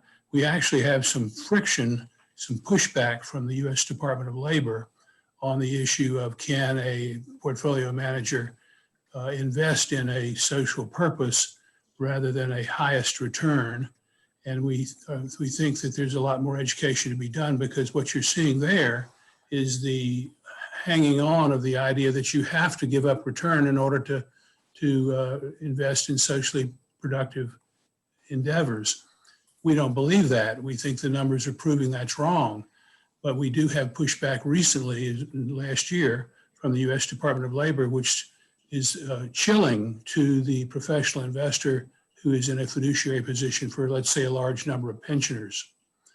Because any one of those pensioners could disagree and bring a lawsuit about the difference between what they purport to have earned in the private market, in the public markets generally, versus what they're making in a SDG portfolio. All of this is changing because education, as people become more aware of the fact that you can have good returns and you can have good returns and be doing good at the same time, is creeping into the awareness and will creep into the law. Thank you so much. That leads me into my next question to Ms. Lucia. Yes, hello. Yeah, Lucia. My question to you will be, there will be a lot of companies or corporates which think that if they align their business practices with the SDGs, which we are promoting and creating awareness about, their profits will be significantly dented, and it's very difficult to, it's a mindset thing that, difficult to survive. So what would be your message to such corporates that who are still have that thought process that, aligning their business practices in line with SDGs affects their business profits? Second is there any benchmark, what you believe is an ideal benchmark range which every organization should contribute a certain percentage of profits towards the CSR and SDG? Is there any such benchmark? It will vary from country to country, but do you think there is some range which we can give as a guideline to the audience that, this is ideal range which globally you see happening? Okay. So the first question, I think it is very important. We heard before that there's an inflow of money, tremendous inflow. There is a tremendous interest. The performance is very good. If we want to even step further, if we want all the companies on board, if we want to convince companies to also go with the flow, and we need to address the education as well on the analyst side, because analysts, financial analysts, that's a deadly serious business. They just want facts and figures. So we know that the financial health of a company has not been showing the essence of a company. So we have to convince all the corporations that they have to join the SDG reportings, because there the analysts can actually compare the value of corporations, the qualitative part, not just the quantitative part. And that's what we need. We need a common language, a common ratios, if you want, because analysts need to be able to compare internationally, like what we did over the last 30 years in accounting. The comparability internationally needs to be established. And we're doing fine. We're seeing a great development worldwide of corporations, institutions, schools to actually start to provide these measurements. Of course, SCR is one of them. The commitment reports is a very powerful tool to be able to and value the company. Okay.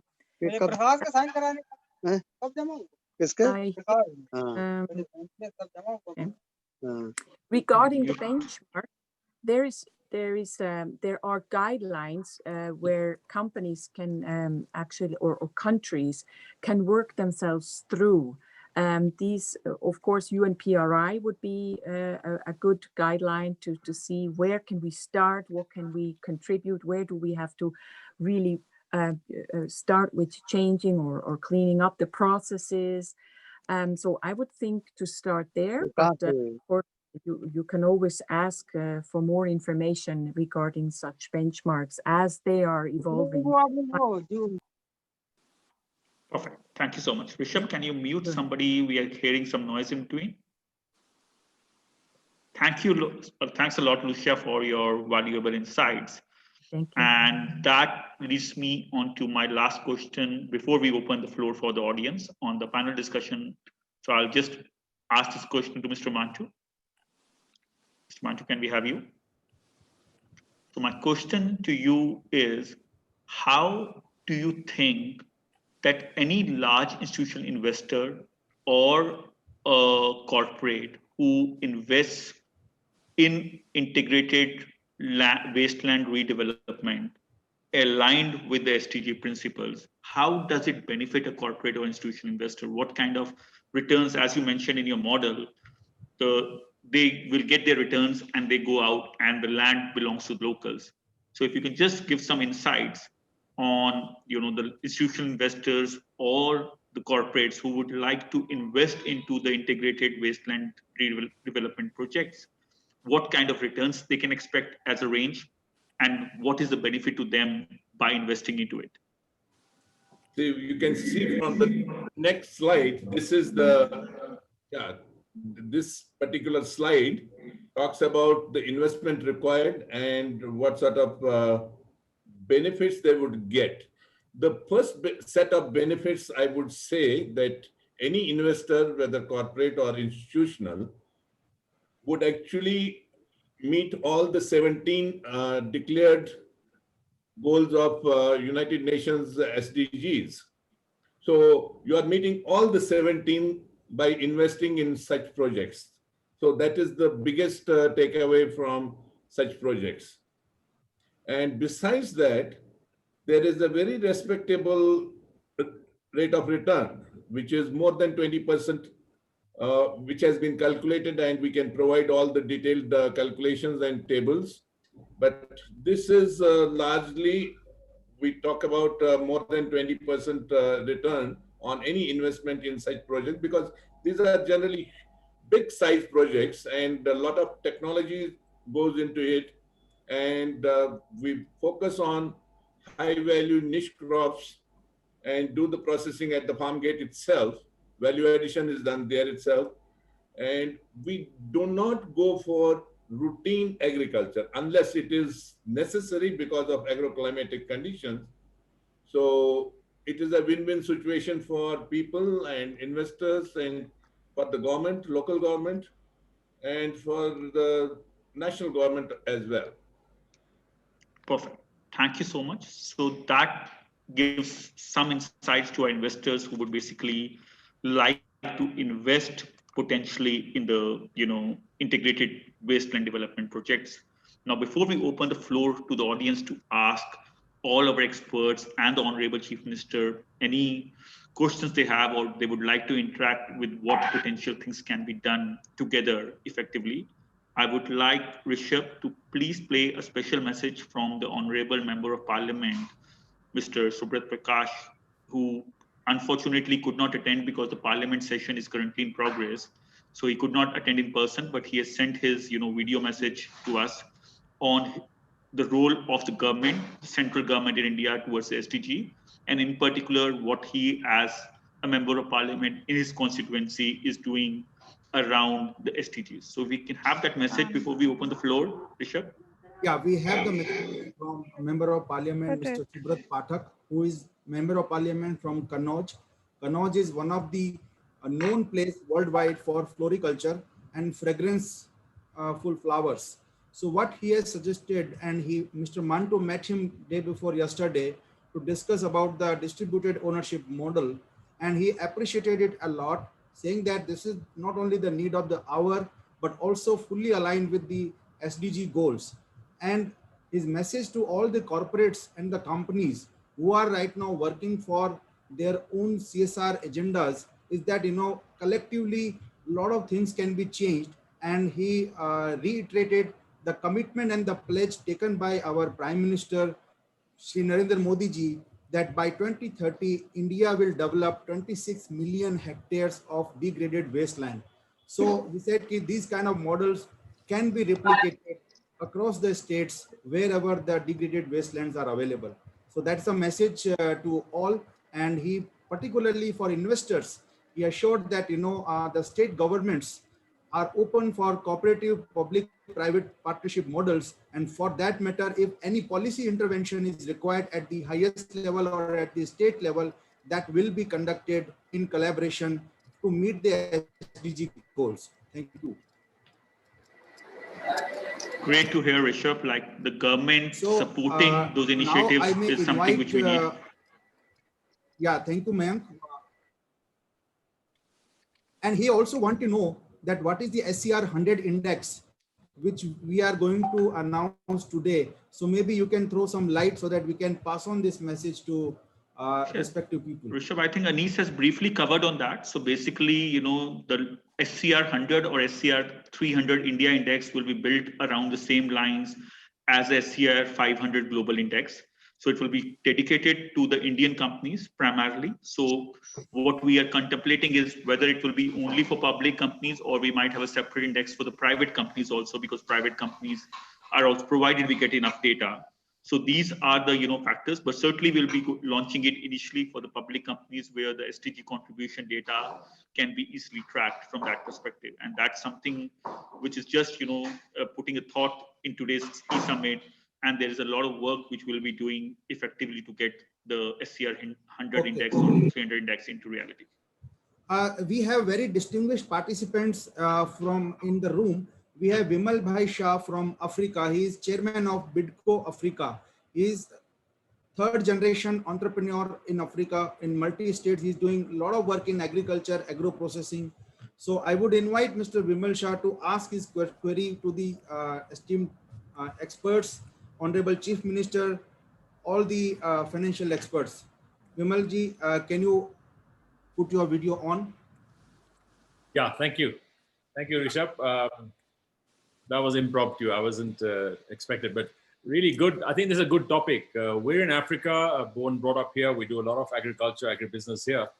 And I think the scope is massive for what you're doing in India. I think first and foremost, let me just say that, ESG is a given.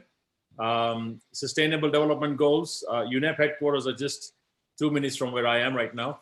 And it's a given. We have to make sure we adapt by that, and we got to live by that. I think standards we got to set up very high, and in the process we make a difference. We make a difference to the environment. We make a difference to whatever we touch, and therefore we keep people fed.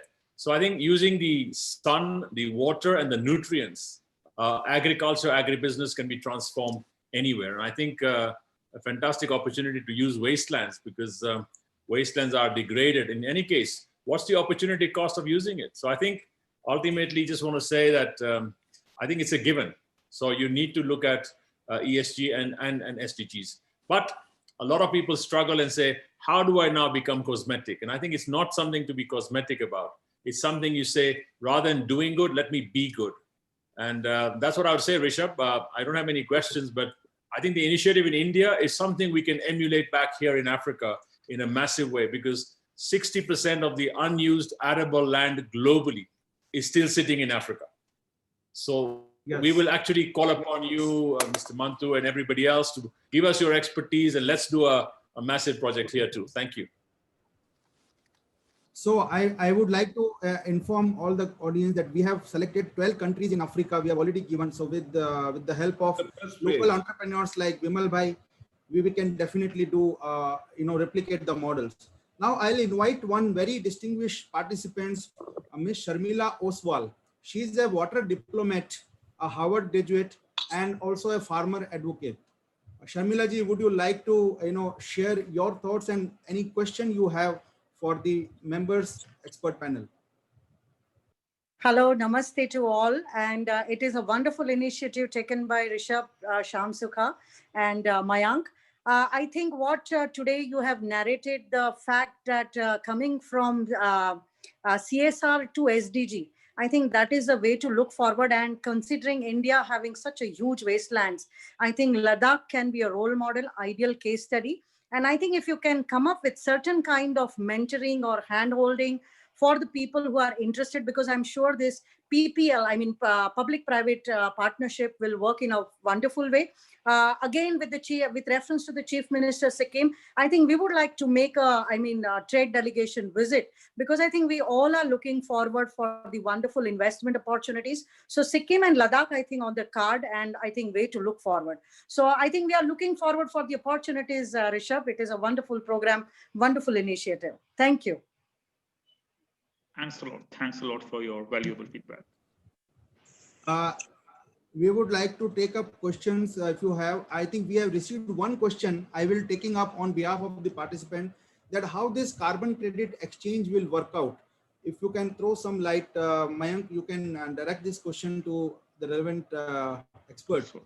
Yeah, Roland, I believe you will be the right person. You know, we discussed about availability of carbon credit, and you touched it upon in your message as well.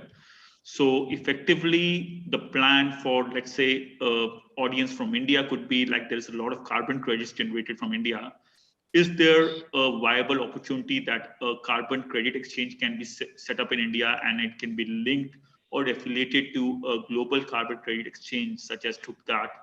You know, is that something which is a project which is worth initiating with regard to implementation of SDG, especially in relation to carbon credits? No, absolutely. We had our SDG Champions Conference 2 weeks ago, and we had a special session which is called the 1 Trillion Tree session. And there you find all the details, how it's working. It is basically, as I said in the beginning, you know, for every tree, but not only for the trees, for everything what you grow, you can chip that. It's 50 cents. And like this, you monitor growth. And by monitor growth, you can capture the value of the leaves, which are then able to create these carbon value, and which is turned into carbon credits. Right now, the Stuttgart Stock Exchange is ready to then match make, if you want. You have the airlines who can't get climate neutral, so they have to pay in exchange to get to climate neutral. And they would then pay to the Stuttgart Stock Exchange the amount of how they pollute. And from that money, you then dedicate back to the children, to those who are planting the trees. It can work as well to a certain degree to the wasteland. That is why I would be very eager to continue the conversation with Mantu. And if I can be of help in regards to the African countries, please let me know, because we have a own project which is called Reforestation of the Sahel Zone. Because again, talking about lighthouses, it's one thing to do good. It's as well even better if what we do, and as it is good, that it is done in a way that it is inspiring not only your neighborhood, but the whole world. And we all know the challenges on one end in India as well as in Africa, that people are forced to leave their homes because of climate. So if we are doing these reforestation projects, like the reforestation project in the Sahel zone, but as well in India, so people can stay where they are, or together with UN Habitat, we can create homes which deserve the name of being a home. Now, you probably saw in your media what happened in the Greek islands. You know, this is appalling, and it is a disaster for everybody who is living in Europe, that we are incapable of finding ways for people who leave their homes and then they are stranded in camps. Why are we not capable of, instead of offering them camps, why are we not able to give them homes in a way that wherever they arrive, they feel welcomed? The world know how to do it. UN Habitat is a great partner to do so. And that is the other message for everybody in India, an initiative which is started by the German Minister of Foreign Aid, Dr. Gerd Müller, which I can only recommend that you take a closer look into this. It's his Alliance for Climate and Development. It basically helps companies, but as well as cities and others, to become climate neutral or even climate positive in a very near future, and get this monitored and attested.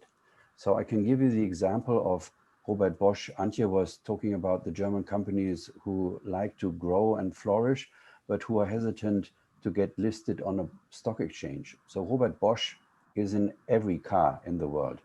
It's a huge company, but this company is owned by a foundation, by the way. And the CEO decided 6 years ago that he wants that Bosch should become climate neutral. So he told his board, in the next board meeting next month, please give me an idea how we get climate neutral by 2020. So next board meeting, his colleagues came back in the room and they said, no way, we can't do that. and then you experience leadership. The CEO didn't accept that the other 6, who are all wise and important, that they came to the conclusion Bosch can't do it. He said, look, if I'm asking you that we should be climate neutral by 2020, please let me know how we can do it and not if we can do it. So next board meeting, I want to see your plan, how we do this. So a month later, they got together and they said, okay, here's the plan, and we will manage till 2025. And now comes this special moment of leadership. 99 of 100 CEOs would have been happy saying, oh, finally, I got the bunch behind me. And whether we make it by 2025 or whether we make it by 2020, who cares? We are going to be climate neutral. But not Mr. Dammer.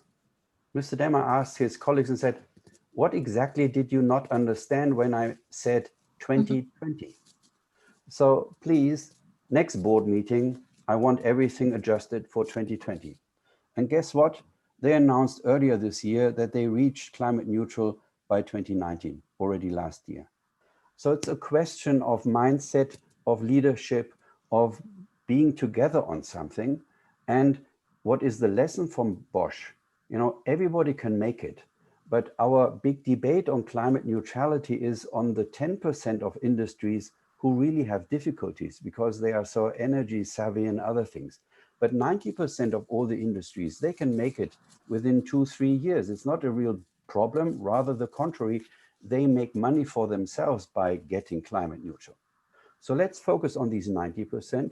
Let's have an Alliance for Climate and Development India, which can cooperate with the Alliance for Climate and Development in Germany. And I'm more than happy to connect those who need to get connected and be concrete. You know, you have so many great leaders in politics. I can give you the example of the governor of Mendoza.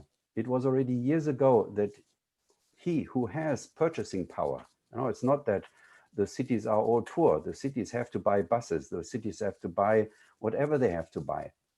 And he made a law that within Mendoza government, you can only buy goods or you can only contract a company if this company is a B Corp. If it's certified as a company, which is not just a company, but at the same time in line with what I would say the SDGs. Like this, you push the needle. You get a little bit more ambitious. And at the same time, you help these companies in order to be better in the next tender, because the tenders in future will be all asking us, the companies, how are we in line with the SDGs? And then last but not least, the face. In Bath, you have Martin Palmer, the most amazing person I met in my life. And he gathered around himself a group which is called Faith Invest. Faith Invest are 700 treasurers, the guys who are managing the money from the Buddhists, from the Catholics, from the Mennonites, from 700 different faith organizations. And you can bet these guys are sitting on quite an amount of cash. And all 700 have agreed to be invested in the SDGs. And now what? They are looking for projects. So Sikkim, so Noida, so Delhi, so Mumbai, get your act together and file your projects.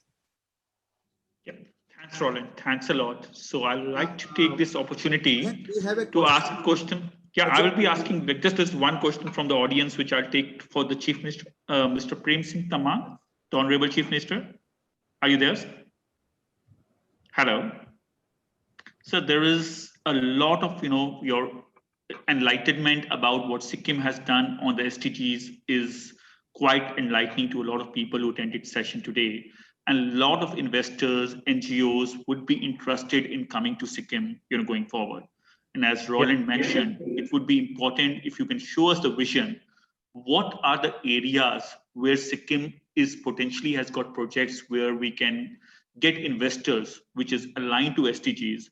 If you can just give us the vision, we can then work as a takeaway from this session, working with those investors, working with those NGOs, institutions to actually bring those projects to reality. So it would be very useful from your side if you can give us some broad areas of vision on what Sikkim, what kind of projects can Sikkim we can offer to investors and the not-for-profit organizations to come to Sikkim and do those projects in?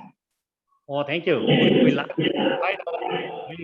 to invite our investor in the field of agriculture, health, and education sector, and the Westland management sector. We have lots of potential in the field of green energy also. Okay. Yes. So there are do you have some identified projects, where if somebody wants to come to Sikkim, so you have, allocated or targeted certain areas where you would like to, develop this green energy project or infrastructure project or integrated wasteland development project? So we have some, as part of your government's plan, you have identified areas on that. Yes, we have so many identified projects in the Sikkim, and we like to invite the investor. No? We like to work with the investor and as a partnership. Perfect. So I think we would be taking it separately with you, sir, after this session. And I believe my colleague Ajay from India also had another question for you, but we would certainly be bringing, people, and we might have to, pay a visit to the state of Sikkim as a trade delegation, as was mentioned by some of our audience. They would like to come and visit Sikkim, understand what opportunities lie, and then be able to work with the government over there in implementing those projects in Sikkim on the ground.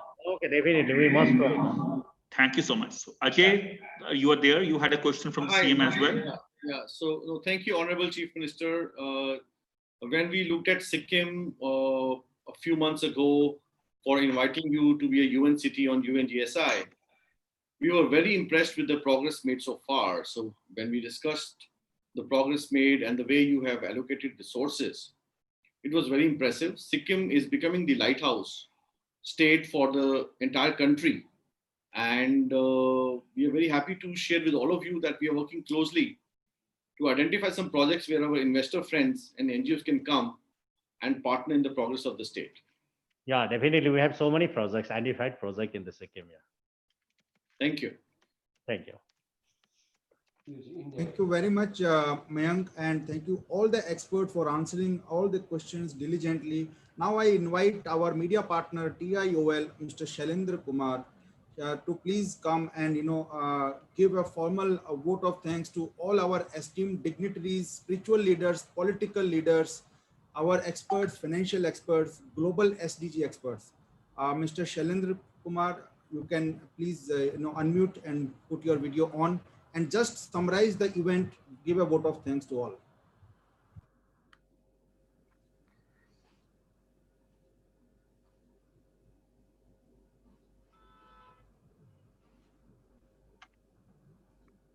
Mr. Shailendra, can you hear? Yeah, you have to unmute yourself. Unmute. Yeah, please unmute. Yeah, okay. I hope you can hear me. Yes. Good evening. We can hear you. Good evening. And of course, Rishabh, Mayank, good to connect with you after a long time. And let me thank, before I thank all the speakers, distinguished speakers, all the seasoned speakers which we have today on the panel, including the Honorable the Chief Minister and also the Sister Kuplani. Let me thank the organizers. First, the foundation particularly for the timing of this webinar. It would not have been more opportune and contextual. The COVID-19 pandemic has actually proven that how fragile are we, and so are our development models we have built in the last 100 years. So the expression sustainability, if we look at SDG, it has tangibly exposed the holes in the survivability frameworks which we have developed in last several decades. All the developments we have achieved so far has led to very serious climate change, which is now more tangible in terms of number of wildfires, in number of hurricanes, unpleasant rains and floods, droughts, and melting of trillion tons of iceberg. If you look at the latest reports. So, all these factors, all the developments, it clearly exposes the kind of development models we have followed. So, Mother Earth is literally heading for a very grimmer future, thanks to the pandemic, which may end up downgrading a large swathe of the population much below the poverty benchmark, which may be different in different countries. But if you look at the United Nations reports, various others, the scientific reports, that the poverty, actually the number of people who were brought above the poverty line, actually this number which is going to below the poverty line is going to double in coming years. So, I mean, all the experts have talked about a lot of valuable insights and how the corporate persons could contribute to it, and different kind of projects can always help subserving the interest of the SDG.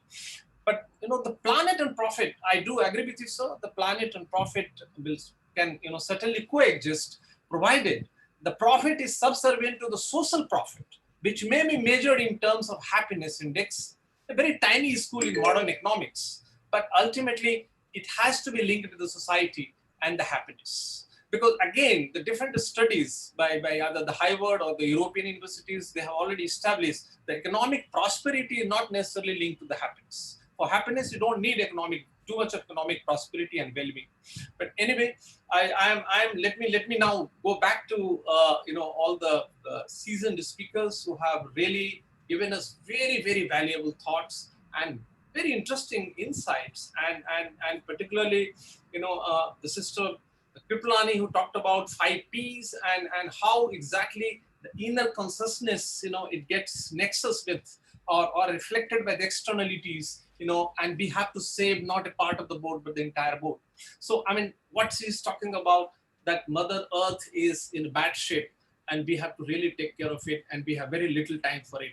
The 10 years deadline the SDG and the United Nations has set for us, it's looming large, it's looming too immediate for us, and the task is too gigantic, too Himalayan in size, and we have to make extraordinary efforts to achieve, even if we achieve 60-70% of it, we would be able to save a large part of the humanity. And let me thank the Honorable Chief Minister, for setting a trend for the other states, and good number of people might think that Sikkim perhaps achieved it largely because it's a tiny state, but it is not the size, it is the Himalayan commitment which you have demonstrated to other political leaders in the country, who need to follow you, who need to learn some of the technical know-how from you, how to meet those or move closer to the SDG benchmarks on several parameters. And particularly Mr. Roland for his wonderful initiative, ground level projects and valuable insights, for the corporate persons, the kind of suggestions he made. I'm pretty sure good number of audiences, good number of participants, must be sort of carrying it, with them and thinking about it. Those are the pensive thoughts perhaps will give birth to new projects, as a corporate person. Mr. Anis, of course, he also shared, in terms of all those index and the initiative which he has worked on it, and for particularly India, I'm pretty sure that all those things are going to be trend setter, trend blazer for good number of other economies, other countries. And Mr. Alfred, he also suggested us how stock exchanges can be so critical, in achieving the SDG goals. Similarly, Ms. Biber and Ms. Lucia, and they nicely packaged and talked about, the arrogance of the capital. Arrogance of the capital is responsible, for good number of plights which humanity, faces today. And ultimately, because ultimately the goal of the capital has to be the welfare of the labor, and the labor is nothing but the people, the common man. So ultimately, all these things, where Mr. Mantu excels, demonstrating and showcasing, by, undertaking this kind of integrated wasteland development projects, where, ultimately he is trying to, bequeath and delegate, all the ownership to millions and millions of people, not only Ladakh, but other parts of the country. So I personally... Hello? Okay. So I personally feel that, the words of Kulani and other seasoned experts here, we should be giving a lot of thought to it, and we should be looking at, how we can involve every person on this planet, because SDG goals will be meaningless if we are not able to involve the common man, the people on the street. A lot of people, perhaps they will not even understand what the SDGs actually stand for, but they need to be involved, because ultimately, we are talking about their future, and their future is what our future is, what every corporate person's future is, and that is the future of this planet, the Mother Earth. So let me thank every participant and every seasoned panelist, and also the querist who asked very intelligent questions, for making it very, very thought-provoking and insightful and enriching, the panel discussion, and for making this webinar very, very meaningful and productive. Thanking you all. Thank you very much, Thank you, Shailendra. And I request that you from your media channel will circulate the key takeaways to 5,000 top companies in India, which you are already connected with. So Mr. Shailendra has assured us that all the key takeaways will go to all the companies. So me and Mayank as a host, we are going to connect with all the experts, all the spiritual leaders, political leaders, and combine the key takeaways so that it can go to the last mile. It can reach to the last mile and the benefits can be harvested from there. I sincerely thank all Honorable Chief Minister of Sikkim and our Brahma Kumaris Sister Jayanti Kriplani ji with my whole heart to be with us, blessing us with your political and spiritual leadership both.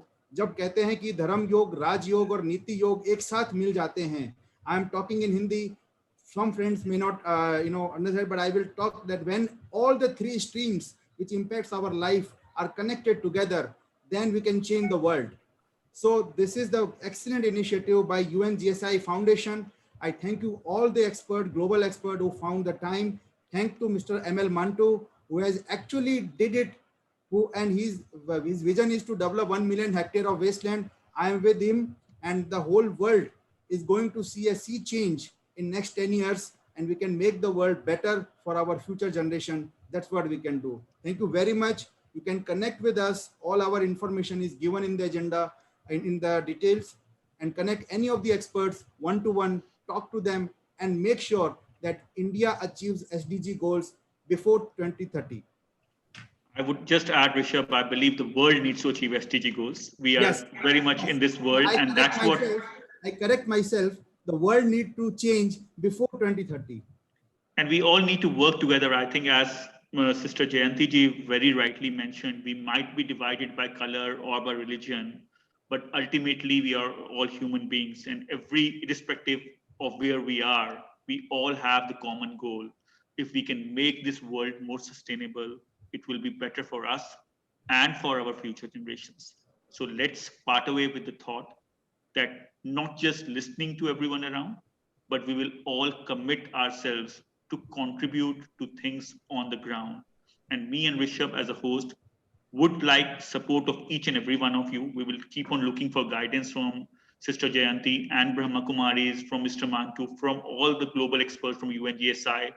Let's join hands and make what we discussed today into reality for India, Africa, Middle East, and the emerging markets and the world as a whole. Thank you so much once again for your wonderful time and for your patience for hearing us out. Thank you. Thank you. Thank you. Thank you very much. Thank you, Rishabh and Mayank. Thank you. Thank you very much. Thank you. Rishabh, very nice conducting of the meeting, and thank you very much. Thanks to all of the participants for patiently listening to us, and I hope that a lot of key takeaways will make the change happen on ground. Thank you very much. Thank you. Thank you. Okay, Rishabh. Good night. Good night. Thank you. Thank you, Rishabh ji, and thank you, Mayank ji. Thank you. Thank you. Your feedback will motivate us to conduct such event more and more, so that we can keep a nudge on the things should happen. Rishabh, please inform everybody here that it is on the YouTube, and they can leave their comments on the YouTube as well. You can put your comment and on share YouTube. the YouTube video also. Thank you. Thank you. Sure, we will do that. Thank you so much, Rishabh and Mayank. It was a wonderful. Thank you. Thanks a lot for encouraging Sharmila ji. Thank you. Yeah, looking forward. Okay, bye-bye everyone. Stay safe. Stay safe. Bye. Thank you. Thank you, Rishabh ji and Mayank ji. Thank you, Rishabh ji. Thank you, Thanks, Rishabh. Thank you very much, Rishabh ji and Mayank ji. Thank you very much. Thanks. Thank you, Montu ji and Mayank ji. Thank you very much. Thanks to thank you, Rishabh. Thank you very much to Mayank. Thanks a lot, Satish ji. Thank you for attending.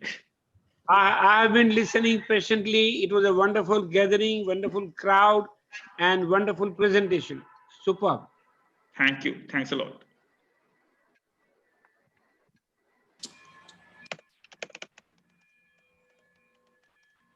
Is it going to be presented on a YouTube?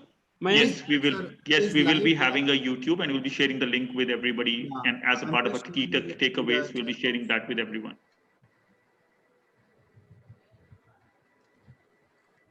So Rishabh, I just shared the link of the YouTube on the chat box. You can copy the link and give your feedback on YouTube.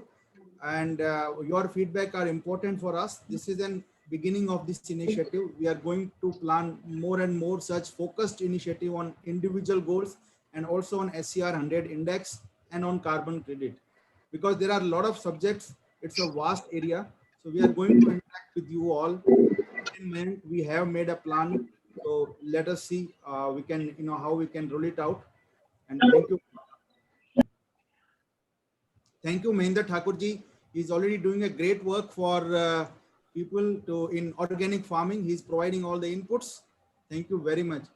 I may not have pronounced the name of every participant. Forgive me for that, but I love you all.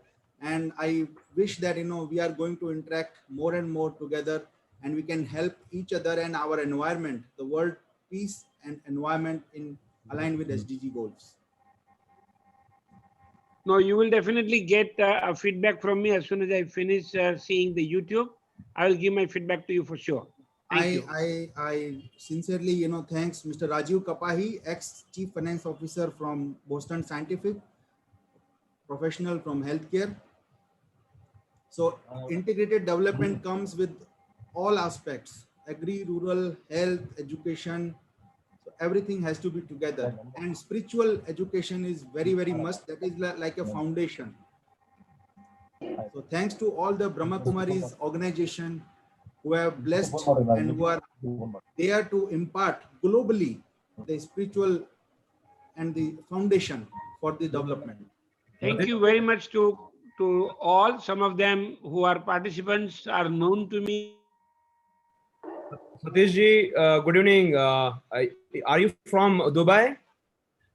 Yes, Dr. Satish Mapara is from Dubai right now. Dr. Is in Satish Dubai. Mapara, good evening. This is Dr. Vishal Bisen. Associated with Dr. Satish Mapara. Satish ji, this is Dr. Vishal Bisen from Mumbai. We met in Dubai as well as in Mumbai quite some time.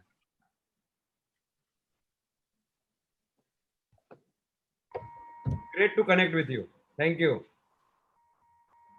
Nice.